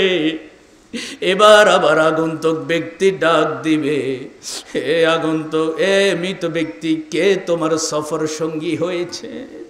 ওই মৃত ব্যক্তি একটা ডাক দিবে, আল্লাহ, কত মানুষের যত্ন করেছি, কত মানুষকে ভালোবেসেছিলাম, কত মানুষকে আদর করেছিলাম, আজকে শেষ মুহূর্তে বুঝি কেউ আপন রইল না। এই মুহূর্তে আপনারা বলেন দেখি, আপন হবে আল্লাহ এবং তার রাসূল, এর বাইরে আর কেউ আর আপন আসেনি। ওই শেষ মুহূর্তে আবারও আওয়াজ দিয়ে বলেন, ওই মুহূর্তে আপন কে? আল্লাহ এবং তার রাসূল। আমার মদিনার নবী, কমলে ওয়ালা নবী, তরণে ওয়ালা নবী, বাঁচানে ওয়ালা নবী ডাক দিয়ে বলে, উম্মতেরে, সবাই যখন পর হয়ে যায়, মা যখন তোমার পর হয়ে যায়, আত্মীয় স্বজন যখন তোমার পর হয়ে যায়, হ্যাঁ উম্মত, ওই মুহূর্তে তোমার কবরে যখন বিসমিল্লাহি ওয়া আলা মিল্লাতি রাসূলিল্লাহ বলে যখন তোমার কবরে তোমার লাশটা দেয় রে উম্মত, জানিয়া রাখিও তুমি যদি আমার মোহাব্বতের উম্মত হও ওই মুহূর্তে মদিনা শরীফ থেকে আমি রাসূল আমার হাতটা বাড়াইয়া দেই, আমার হাতের উপরে তোমার লাশটা রাখা হয়, আমি রাসূল তোমার লাশটা রিসিভ করি। জোরে বলেন সুবহানাল্লাহ। ইয়া রাসূলুল্লাহ, রিসালাত আহলে সুন্নাত ওয়াল জামাত মাওলানা সাইফুল ইসলাম আবিদি সাহেব বলেন সেই রাসূলের আদর্শ আমরা গ্রহণ করতে চাই কি চাই না? ওই কবরের ভিতরে যদি আপনি আল্লাহ ওয়ালা হন, রাসূল ওয়ালা হন, নবী ওয়ালা হন, ওলি ওয়ালা হন, মা বাবার খেদমত করেন, কোরআন শরীফের তেলাওয়াত করেন, বড়দেরকে সম্মান করেন, ছোটদেরকে সম্মান করেন, আলেম ওলামাদেরকে সম্মান করেন, বন্ধুদের সাথে ভালো আচরণ করেন, নেশা থেকে যদি মুক্ত থাকতে পারেন, খোদা কি কসম আপনার কবর সাধারণ কোনো কবর থাকবে না, কবরটা হয়ে যাবে মিন রিয়াজিল জান্নাহ, আপনার কবরটা হয়ে যাবে বেহেশতের বাগান। জোরে বলেন সুবহানাল্লাহ। হাদিস শরীফের মধ্যে এসেছে নামাতুল উরুস, যে আপনি কবরের মধ্যে নতুন দুলাইনের মতো ঘুমিয়ে থাকবেন, বাসর ঘরের মতো ঘুমিয়ে থাকবেন, কেউ আপনাকে জাগাবে না। তখনই জাগাবে যখন ইসরাফিল আলাইহিস সালাতু ওয়াস সালাম সিংহায় ফুঁক দেবে, আর আপনি তখন উঠে ওই যে ওয়াইদাল কবরু বুসিরাত, যখন আপনি কবর থেকে উঠবেন তখন আপনি বলবেন আহা মাত্র ঘুমাইছিলাম, কেন আমাকে ডিস্টার্ব করেছিলে? সুবহানাল্লাহ বলেন না। বাবার আমার, এখান থেকে হাশরের ময়দানে যাবেন, সেই হাশরের ময়দানে একজন সুপারিশকারী হবে, তিনি হচ্ছেন মুহাম্মাদুর রাসূলুল্লাহ সাল্লাল্লাহু আলাইহি ওয়াসাল্লাম। বাবার আমার, আমি আলোচনা দীর্ঘায়িত করব না, না করে কালেকশন হবে নাকি? বাবার আমার, তো মৃত্যুর কথা স্মরণ এবং আল্লাহর জিকির, আল্লাহর শুকুর, এইগুলো করার দরকার আছে না নাই? কোরআন শরীফে থেকে আমি বলছি, বিসমিল্লাহির রহমানির রহিম, লাইন শাকারতুম, আমার দিকে তাকান, লাইন শাকারতুম, যদি তোমরা আমার শুকুর আদায় করো, লাযিদান্নাকুম, আমি আল্লাহ তোমাদের নিয়ামতকে আরো বাড়িয়ে দেব। সুবহানাল্লাহ বলেন। ওয়ালাইন কাফারতুম, আর যদি তোমরা নিয়ামত পাওয়ার পর অস্বীকার করো, ইন্না আযাবি লাশাদীদ, ও বান্দা তোমার জন্য লাঞ্ছনাদায়ক, অপমানদায়ক কঠিন শাস্তির ব্যবস্থা আছে। আল্লাহর শুকুর আদায় করতে হয় আপনার শারীরিকভাবে, আল্লাহর শুকুর আদায় করতে হয় জিকিরের মাধ্যমে, স্মরণের মাধ্যমে, আল্লাহর শুকুর আদায় করতে হয় অর্থনৈতিক মাধ্যমে, ঠিক কিনা বলেন? আর এই মাহফিলটা সব সময় জারি থাকুক, এটা আপনারা চান কি চান না? আল্লাহ আল্লাহ আল্লাহ আল্লাহ আল্লাহ আল্লাহ আল্লাহ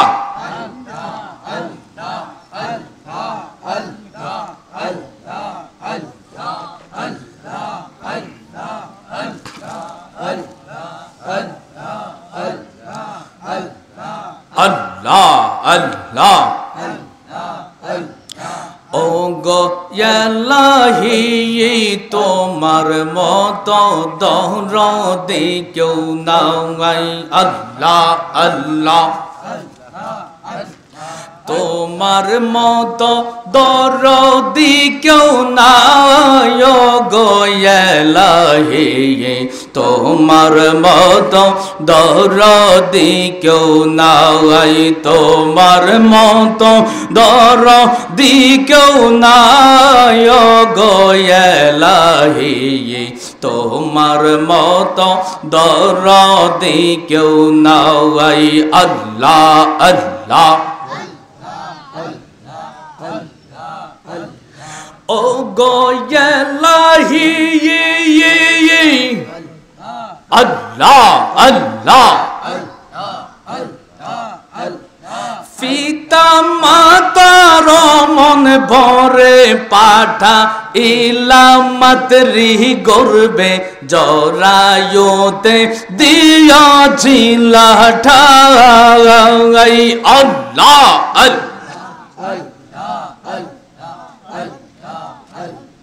পিতা মাতা টের পাইল না তোমার কুদরতের খেলা আল্লাহ আল্লাহ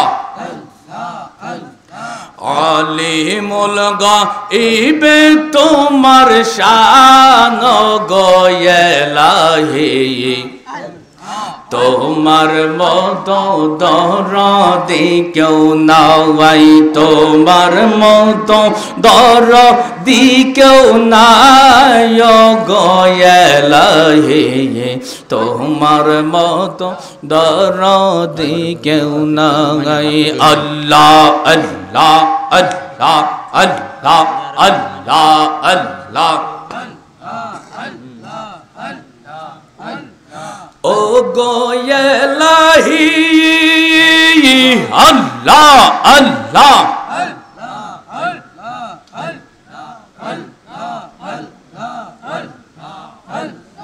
আল্লাহ আল্লাহ এদিকে আওয়াজ না আল্লাহ আল্লাহ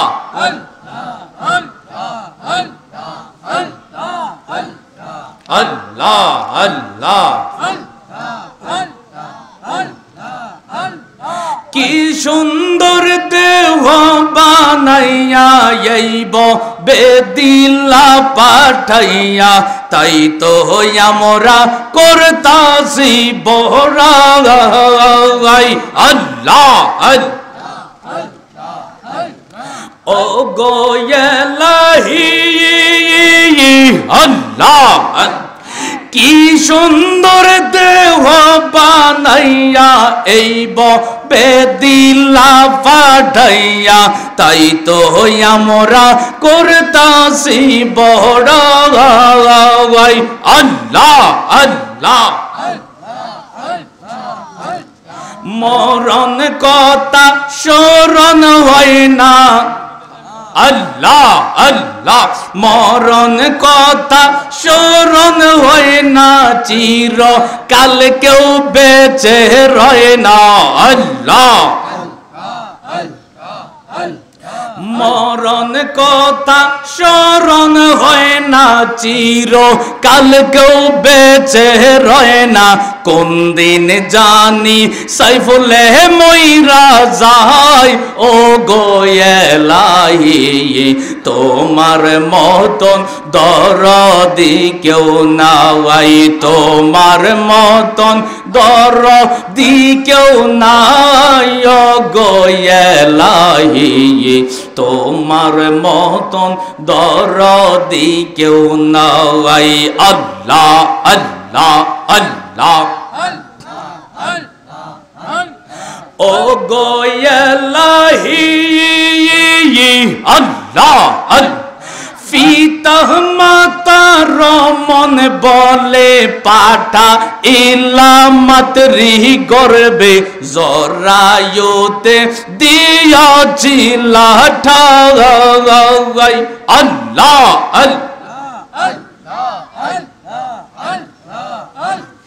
পিতা মাতা টের পাইল না তোমার কুদরতের খেলা আল্লাহ আলিমুল গায়বে আল্লাহ শায় গোয়েলাহি তোমার মতন দরদি কেউ নাই তোমার মতন দরদি কেউ নাই গোয়েলাহি তোমার মতন দরদি কেউ নাই তোমার মতন দরদি কেউ নাই ও গোয়েলাহি তোমার মতন দরদি কেউ নাই ঠিক কিনা বলেন আল্লাহর মতো দয়াবান দরদি আর কেউ আল্লাহ রাব্বুল আলামিন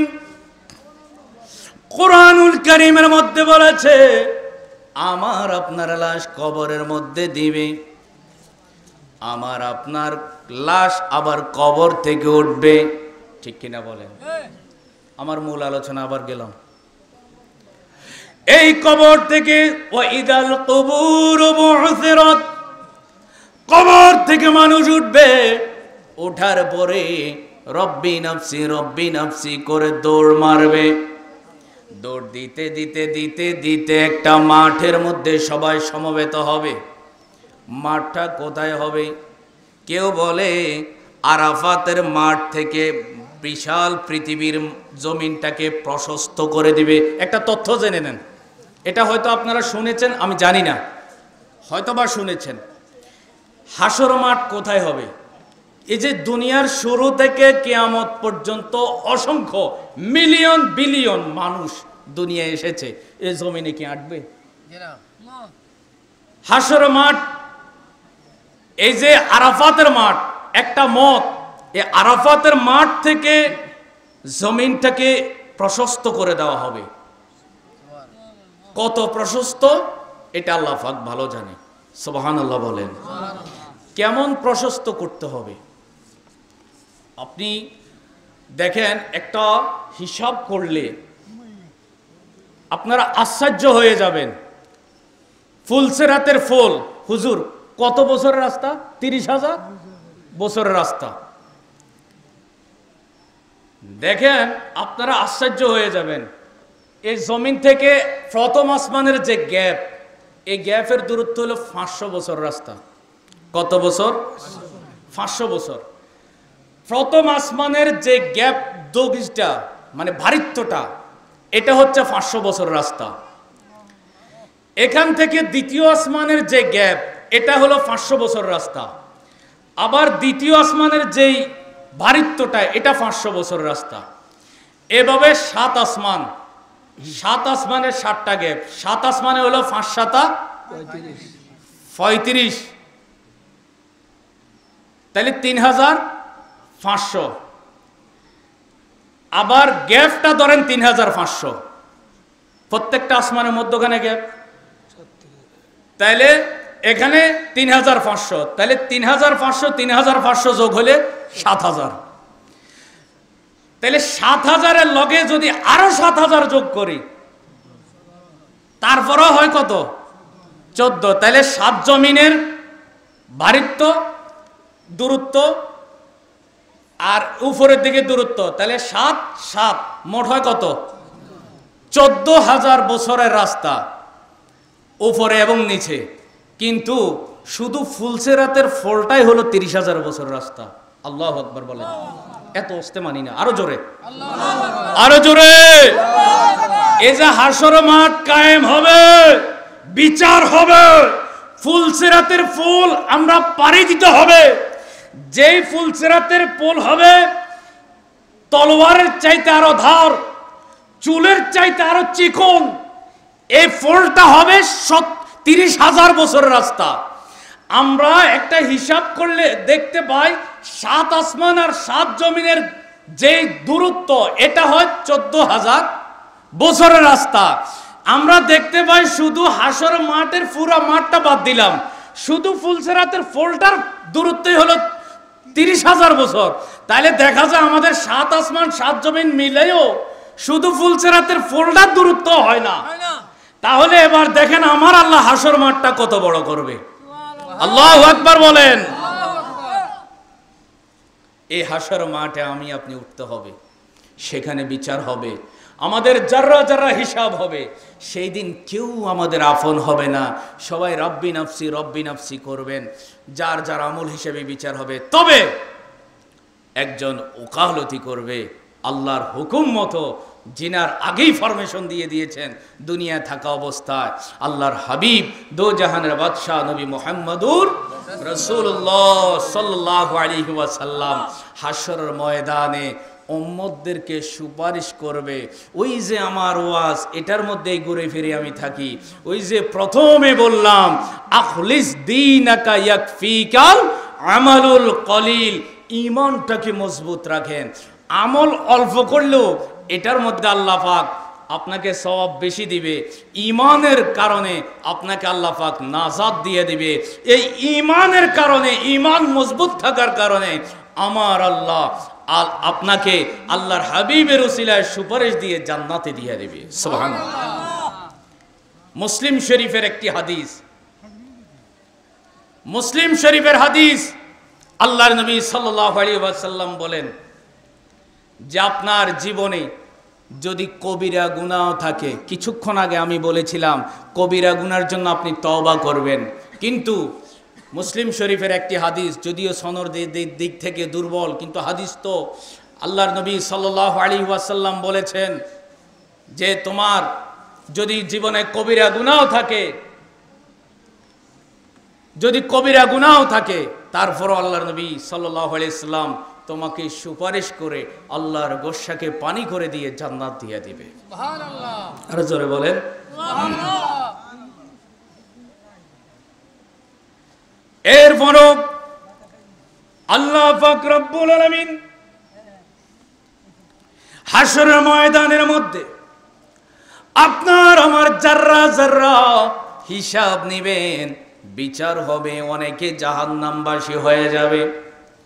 আবার 7 শ্রেণীর মানুষ আবার আল্লাহর আরশের নিচে থাকবে স্পেশাল গেস্ট হিসেবে। আবার কারো শানে আল্লাহ পাক বলেছেন আলা ইন্না আউলিয়া আল্লাহি লা খাউফুন আলাইহিম ওয়ালা হুম ইয়াহজানুন। কারো শানে আল্লাহ পাক বলেছে তাদের কোনো ভয় নাই, তাদের কোনো চিন্তা নাই, তারা কখনো চিন্তিত হবে না। এই ধরনেরও কিছু লোক থাকবে, আমি ওইদিকে আলোচনাটা নিচ্ছি না, আমার মূল আলোচনার মধ্যে আমি থাকি। এইভাবে কিছু লোক স্পেশাল গেস্ট হিসেবে থাকবে। আল্লাহ পাক আবার কারো যাররা যাররা হিসাব দিবে। আবার আল্লাহ পাক রব্বুল আলামিন জাহান্নামটাকে বড় ফিল আপ করে ফেলবেন। আল্লাহর নবী সাল্লাল্লাহু আলাইহি ওয়াসাল্লাম যাদেরকে ফুলসিরাতের গোড়ায় পাবে, মিজান পাল্লার গোড়ায় পাবে। আবার আল্লাহ পাক রব্বুল আলামিনের প্রিয় হাবিব জাহান্নামের গেটের মধ্যে গিয়ে যাদেরকে পাবে, তাদেরকে সুপারিশ করে আল্লাহর গোশাকে পানি করে দিয়ে তাদেরকে জান্নাতে নেবে। এরপর আল্লাহর নবী সেজদার মধ্যে পড়বে। বুখারী শরীফের হাদিস। আমার বাবারা, কথাগুলো রেকর্ড হচ্ছে, আমি একটি কথাও বানিয়ে বলছি না। আল্লাহর পেয়ারা নবী সিজদার মধ্যে পড়বে। হাশর মাঠের মানুষ কিছু জান্নাতে চলে যাবে, কিছু আবার জাহান্নামে যাবে। হাশর মাঠ খালি হয়ে যাবে, আল্লাহর নবী কাউকে পাবে না। তখনই আল্লাহর নবী সিজদার মধ্যে পড়বে। আল্লাহ ও রব্বুল আলামিন, আমার গুনাহগার উম্মতেরা জাহান্নামের মধ্যে দেখতে পাচ্ছি, আল্লাহ গো আমার উম্মতদেরকে তুমি মাফ করে দাও, তাদেরকে তুমি জান্নাত দিয়ে দাও। আমার আল্লাহ ডাক দিয়ে বলবে, ইয়া মুহাম্মাদু ইরফা রাসাকা ওয়া কুল তুসমা ওয়াসাল তুতা ওয়াশফা তুশফা। ও বন্ধু, ও বন্ধু হাবিবুল্লাহ রাসূলুল্লাহ, দুনিয়ার বুকে 63 বছর আপনি চোখের পানি ঝরেছেন, আবার রওজা শরীফে গিয়ে উম্মতি উম্মতি বলে কেঁদেছেন। বন্ধু গো, আর কাঁদবেন না, আর চোখের পানি হাশর ময়দানে দেখতে চাই না। বন্ধু গো, যাকে মন চায় আপনার মাথা উত্তোলন করুন, মাথা উঠান, জাহান্নামের মধ্যে ঢোকেন। যাকে মন চায় তাকে নিয়ে আপনি জান্নাতে চলে যান। জোরে বলেন সুবহানাল্লাহ। আমার নবী বলে, আমি জাহান্নামে ঢুকবো, ঢুকে যার অন্তরে যাররা পরিমাণ ঈমানও দেখব, তাকে নিয়ে আমি রাসূল জান্নাতের মধ্যে নিয়ে যাব। যার অন্তরে যাররা পরিমাণ ঈমান থাকবে।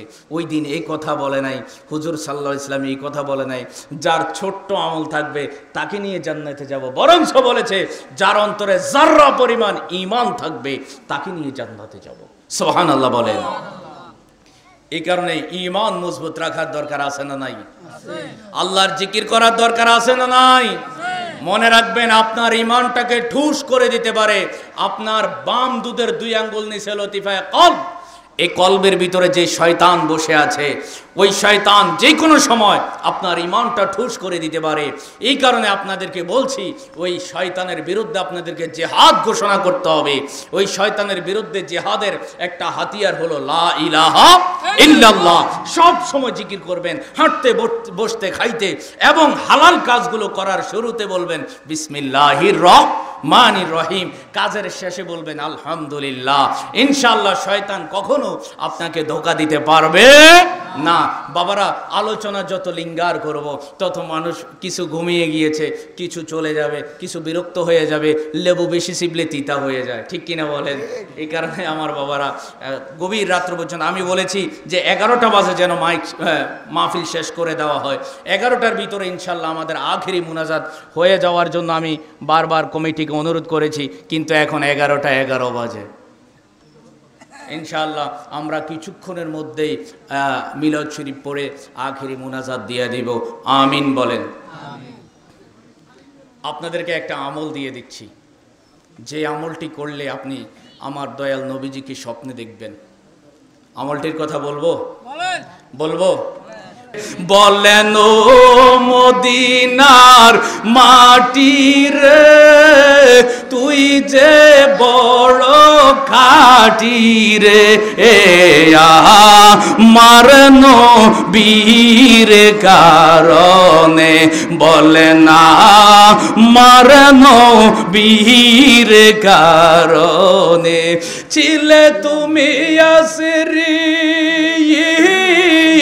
গিয়েছেন খোদার হাবিব, তাদের কপাল খুলে গেল রে, আমার নূরে নবীজির কারণে, বলেন তাদের কপাল খুলে গেল রে, নূরে নবীজির কারণে, আমার নবীর কারণে, বলেন আমার নবীর কারণ। মন পাগলা রে ডুবলো বেলা, দেখনা চাহিয়া আল্লাহ। ও মন পাগলা রে ডুবলো বেলা, দেখনা চাহিয়া আল্লাহ আল্লাহ।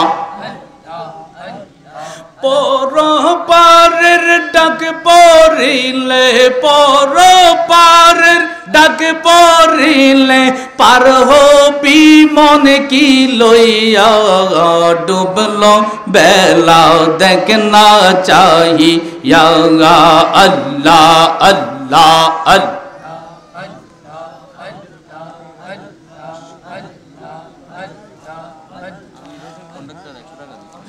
জনাব মোহাম্মদ আমির হোসেন কন্ট্রাক্টর, রব্বুল আলামিন নগদে 100 টাকা দান করেছে, কবুল আর মঞ্জুর করো। জীবনের গুনাহগুলো মাফ করে দাও, আত্মীয় স্বজনদের জীবনের গুনাহগুলো মাফ করে দাও, মনের আশাগুলো পূরণ করে দাও, কবরবাসীদের কবর আযাব কিয়ামত পর্যন্ত মাফ করে দাও, হায়াতের মধ্যে বরকত দান করে দাও, রিজিকের মধ্যে বরকত দান করে দাও। আসুন আমার ভাইয়েরা, আসুন প্যারা নবীকে দাঁড়ায়া সালাম দে, ইয়া নবী।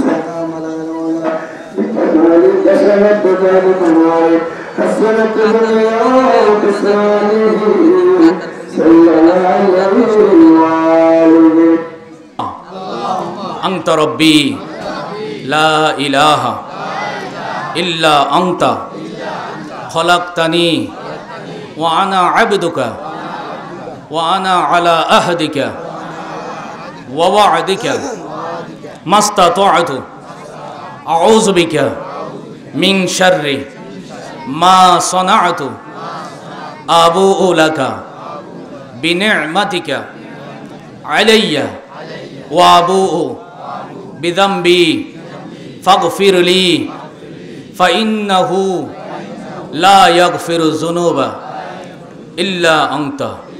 হাদিস শরীফ প্রমাণ করে যদি আপনি ইয়াকিনের সাথে বিশ্বাস রেখে যদি এই মুহূর্তে আমার সাথে এই দোয়াটা পড়েছেন, আল্লাহ পাকের প্রিয় হাবিব ঘোষণা করে আপনার অতীতে কবিরা এবং সগীরা গুনাহ আল্লাহ পাক এক্ষুনি মাফ করে দিয়েছেন। মনে রাখবেন, ভবিষ্যতে আপনি যদি অন্যায় অপরাধ না করেন, যে কোনো মুহূর্তে আপনার যদি মৃত্যু হয়, আপনার কালেমা নসিব হবে এবং কবর আযাব মাফ থাকবে। হাশর ময়দানে বিনা হিসেবে আল্লাহ পাক আপনাকে জান্নাত দিয়া দিবে। আসুন দোয়া করি। আল্লাহুম্মা আমিন। আসসালাতু ওয়াসসালামু আলাইকা ইয়া রাসূলাল্লাহ। আসসালাতু ওয়াসসালামু আলাইকা ইয়া হাবিবাল্লাহ। আসসালাতু ওয়াসসালামু আলাইকা ইয়া শাফিউল মুযনিবিন। আসসালাতু ওয়াসসালামু আলাইকা ইয়া রাহমাতাল লিল আলামিন।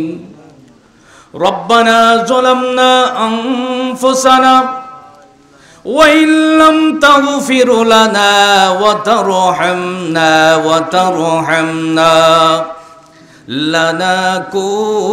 লানাকুনান্না মিনাল খাসিরিন।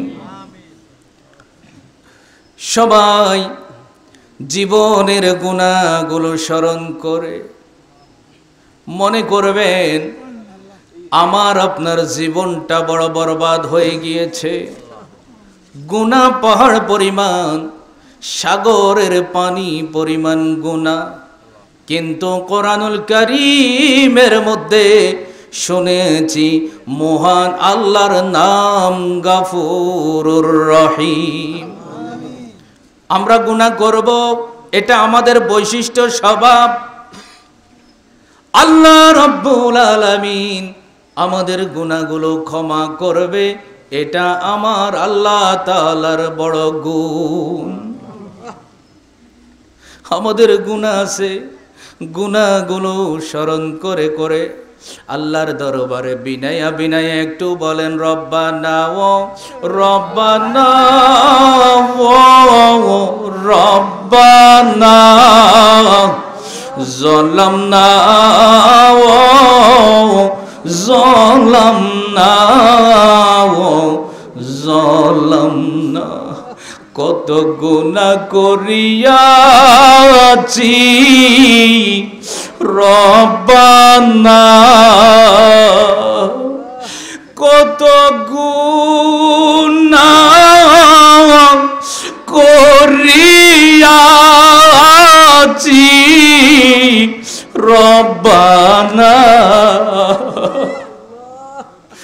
মাফ করে দাও মাহবুব আল্লাহ সব গুনাহ, মাফ করে দাও মাহবুব আল্লাহ সব গুনাহ। গুনার বোঝা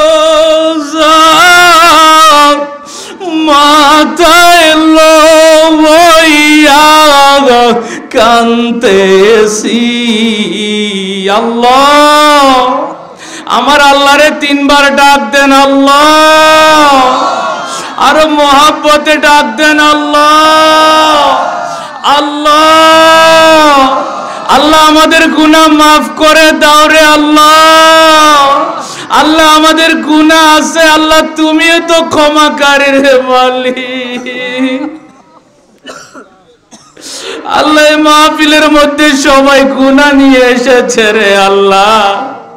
আমাদের অন্তরের বিশ্বাস দুনিয়ার সকল মানুষের দরবার থেকে খালি হাতে ফিরলো আল্লাহ, তোমার দরবার থেকে আমরা কেউ খালি হাতে ফিরবো না রে আল্লাহ। এমন বিশ্বাস নিয়ে আল্লাহ আমরা তোমার দরবারে এসেছি।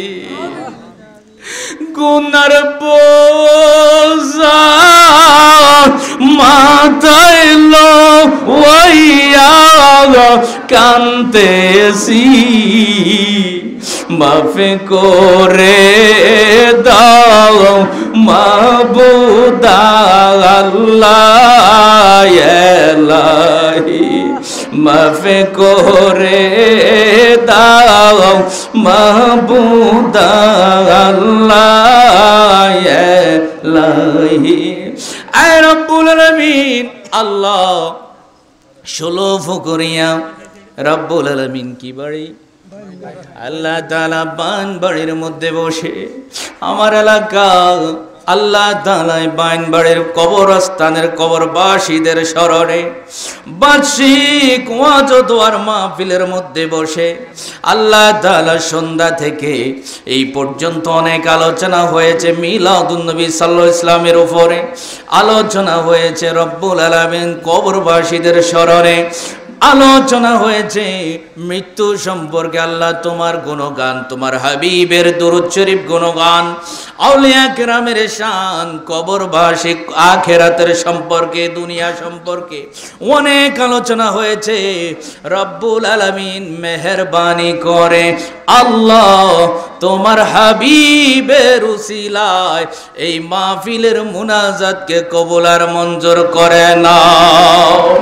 রব্বুল আলামিন আমাদের প্রত্যেকের জীবনের গুনাহগুলো মাফ করে দাও, আমাদের মা বাবার জীবনের গুনাহগুলো মাফ করে দাও। অনেকে হাত বাড়াইছে যার মা দুনিয়ার বুকে নাই, অনেকে হাত বাড়াইছে যার বাবা দুনিয়াতে নাই, অনেকে হাত বাড়াইছে যার মাও দুনিয়াতে নাই, বাবাও দুনিয়াতে নাই রে আল্লাহ।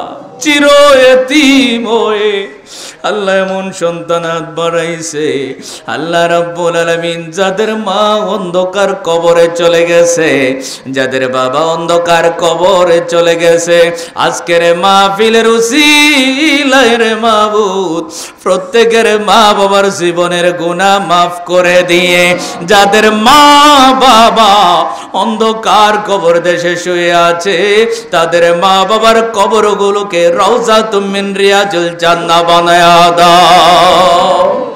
সবাই অন্তর থেকে মার জন্য বাবার জন্য আল্লাহর শিখানো দোয়া থেকে দোয়া করে দেন, রব্বির হামহুমা কামা রব্বায়ানি সগীরা। আবার পড়েন, রব্বির হামহুমা কামা রব্বায়ানি সগীরা। আয় রব্বুল আলামিন, ও মাবুদ, মাবুদের আল্লাহ মায়ের জন্য বাপের জন্য যারা বিনায়া বিনায়া মায়ের জন্য বাবার জন্য দোয়া করে দিয়েছে তাদের কারো হাতকে আল্লাহ তুমি খালি দিও না। রব্বুল আলামিন মেহেরবানি করে আমরা যারা হাত বাড়াইছি আমাদের প্রত্যেকের উপরে খাস রহমত আর বরকত নাজিল করে দিও গো আল্লাহ। আল্লাহ এই এলাকার মানুষ অনেকেই আল্লাহ বিগত বছরগুলোতে অনেকভাবে নির্যাতন নিপীড়নের মধ্যে ছিল। আয় আল্লাহ তাআলা আজকের মাহফিলের প্রধান অতিথি কর্তৃক দরখাস্ত করেছে, আয় আল্লাহ তাআলা যেন তাদের জন্য দোয়া করা হয়। রব্বুল আলামিন, আমি অধম গুনাহগার, আল্লাহ তাআলা তোমার দরবারে দরখাস্ত করে রব্বুল আলামিন সবাই যেন বাকি জিন্দেগিগুলো অত্র এলাকা সহ গোটা বাংলাদেশের মধ্যে স্বাধীনভাবে নিজের মত প্রকাশ করে সুন্দরভাবে এই স্বাধীন সোনার বাংলাদেশের মধ্যে বসবাস করতে পারে, ভাতৃত্ববোধ বজায় রাখতে পারে তৌফিক দান করে দিও, বলেন আমিন। রব্বুল আলামিন মেহেরবানি করে আয় আল্লাহ তাআলা আমার আব্বাজান সহ আল্লাহ তাআলা ডাক্তার জনাব মোহাম্মদ সলিমুল্লাহ সাহেব সহ আরো যারা উপস্থিত হয়েছেন, আমার সামনে ডাইনে বামে যত মানুষ হাত বাড়াইছে প্রত্যেকের মওলা শান্তি শৃঙ্খলা মোতাবেক আয় আল্লাহ তাআলা বসবাস জিন্দেগি যাপন করে আমার রসুলের আদর্শ বাস্তবায়ন করতে পারে এমন তৌফিক তাদের দান করে দিও। রব্বুল আলামিন মেহেরবানি করে সারা বিশ্বের মুসলমানদের উপরে খাস রহমত আর বরকত নাযিল করে দিও। বিশেষ করে আল্লাহ গত 2 দিন আগে আল্লাহ তাআলা ভূমিকম্পে আল্লাহ তাআলা মায়ানমার সহ গোটা বিশ্বের অনেক জায়গায় ভূমিকম্প দেখা গিয়েছে, যারা আহত নিহত হয়েছে প্রত্যেকের উপরে খাস রহমত বরকত নাযিল করে দিও। যারা নিহত হয়েছে তাদেরকে শহীদ হিসেবে কবুল আর মঞ্জুর করে নিও। আয় আল্লাহ তাআলা খাস করে আমার সিরিয়া ফিলিস্তিনের মুসলমানদের উপরে খাস রহমত আর বরকত নাযিল করে দিও গো আল্লাহ। ও রব্বুল আলামিন বাইতুল মুকাদ্দাসকে মুসলমানদের অধীনে দিয়া দিও। ইহুদি নাসারাদেরকে হেদায়েত নসিব করে দিও। যদি হেদায়েত নসিব না হয় ইহুদি নাসারাদেরকে নাস্তানাবুদ করে দিও। ও রব্বুল আলামিন মেহেরবানি করে গোটা বিশ্বের মুসলমানদের উপরে তথা স্বাধীন সোনার বাংলাদেশের উপরে খাস রহমত আর বরকত নাযিল করে দিও গো আল্লাহ। আল্লাহ তাআলা খাস করে যারা শান্তির জন্য, একতার জন্য, শৃঙ্খলার জন্য যারা বর্তমানে আল্লাহ রাজনৈতিকভাবে হোক, সামাজিকভাবে হোক, সাংগঠনিকভাবে হোক, ইসলামী সংগঠনে হোক, যেই কোনোভাবে হোক যারা অক্লান্ত পরিশ্রম করে জনগণের পাশে থাকতেছে, আল্লাহ তাদেরকে সহ আল্লাহ গোটা জাতিকে আল্লাহ বিশেষ করে বাংলাদেশের জনগণকে আল্লাহ তাআলা ঐক্য শৃঙ্খলা ভাবে থেকে তারা যেন রহমতের ছায়াতলে স্থান পায় এমন তৌফিক দান করে দিও। রব্বুল আলামিন বিশেষ করে যেই কবরবাসীদের স্মরণে আজকের এই সুন্দর আয়োজন, সুন্দর মাহফিল, দুরূদ শরীফ হলো, জিকির আজকার হলো, খাস করে এই কবরবাসীদের কবর আযাব চিরতরে মাফ করে দিয়ে প্রত্যেক কবরবাসীকে জান্নাতি মেহমান হিসেবে কবুল করে নিও গো আল্লাহ। ও রব্বুল আলামিন, খাস করে যারা 1 টাকা থেকে শুরু করে 1000 টাকা এই মাহফিলের মধ্যে দান করেছে, আল্লাহ তাআলা খাস করে প্রত্যেকের দানকে দোজাহানের কল্যাণ হিসেবে কবুল করে প্রত্যেকের দোজাহানের কল্যাণ নসিব করে দিও গো, বলেন আমিন। আয় আল্লাহ তাআলা খাস করে রব্বুল আলামিন তাদেরকে দোজাহানের কল্যাণ নসিব করে দিও, তাদের সংসারে শান্তির ব্যবস্থা করে দিও। অনেক প্রবাসী ভাই দান করেছে, দোয়া চেয়েছে, তাদের উপরেও খাস রহমত আর বরকত নাজিল করে দিও রব্বুল আলামিন। দোয়া কবুল করে নাও। বিশেষ করে আমি গুনাহগার সহ আল্লাহ আমার আলো পরিবার পরিজনদের উপরে খাস রহমত বরকত নাজিল করে দিও। আমার দাদার কবরে আজকের হাদিয়াগুলো পৌঁছায়া দিও, আমার নানার কবরে আজকের হাদিয়া পৌঁছায়া দিও। এমনি ভাবে আমরা যারা হাত বাড়াইলাম, আমাদের আত্মীয় স্বজনদের মধ্যে যত মানুষ কবরবাসী হয়ে গেছে, প্রত্যেকের কবরে কবরে আজকের হাদিয়া পৌঁছায়া দিও আল্লাহ। আজকের মাহফিল করতে গিয়ে যারা শ্রম দিল, বুদ্ধি দিল, অর্থ দিল, আল্লাহ যে যতভাবে সহযোগিতা করেছে, আল্লাহ প্রত্যেকের সহযোগিতাকে কাল হাসর ময়দানে নাজাতের উসিলা বানায় দিও আল্লাহ। আল্লাহ আমার ভাই বাবাদেরকে কবুল করে নিও আল্লাহ। আজকের আলোচনা একটা জিনিস উঠে এসেছে, সেটা হলো মাদক। রব্বুল আলামিন নেশা থেকে সমস্ত প্রকারের সকল প্রকারের মাদক থেকে আমার এই এলাকা সহ স্বাধীন সোনার বাংলাদেশকে তুমি আল্লাহ নিজ কুদরতি হাতে হেফাজত করিও আল্লাহ। আমার ভাই বাবাদেরকে তুমি মাদক থেকে রক্ষা করিও আল্লাহ। তারা যেন যুবক ভাইরা বিশেষ করে মুরব্বীদেরকে সম্মান করতে পারে, ছোটদেরকে স্নেহ করতে পারে, বন্ধুদের সাথে ভালো আচরণ করতে পারে আল্লাহ, এমন তৌফিক দান করে দিও আল্লাহ। স্বাধীন সোনার বাংলাদেশকে সোনার মদিনা হিসেবে কবুল করে নিও আল্লাহ। পরিবেশটা সোনার মদিনার মতো করে দিও। ওয়াসাল্লাল্লাহু তাআলা আলা খায়রি খালকি মুহাম্মাদি ওয়া আলা আলিহি ওয়া আসহাবিহি আজমাইন। মরণের কালে প্রত্যেকের জবানে জারি করে দিও মধুর কালেমা লা ইলাহা ইল্লাল্লাহু মুহাম্মাদুর রাসূলুল্লাহ সাল্লাল্লাহু আলাইহি ওয়াসাল্লাম। আসসালামু আলাইকুম ওয়া রাহমাতুল্লাহ।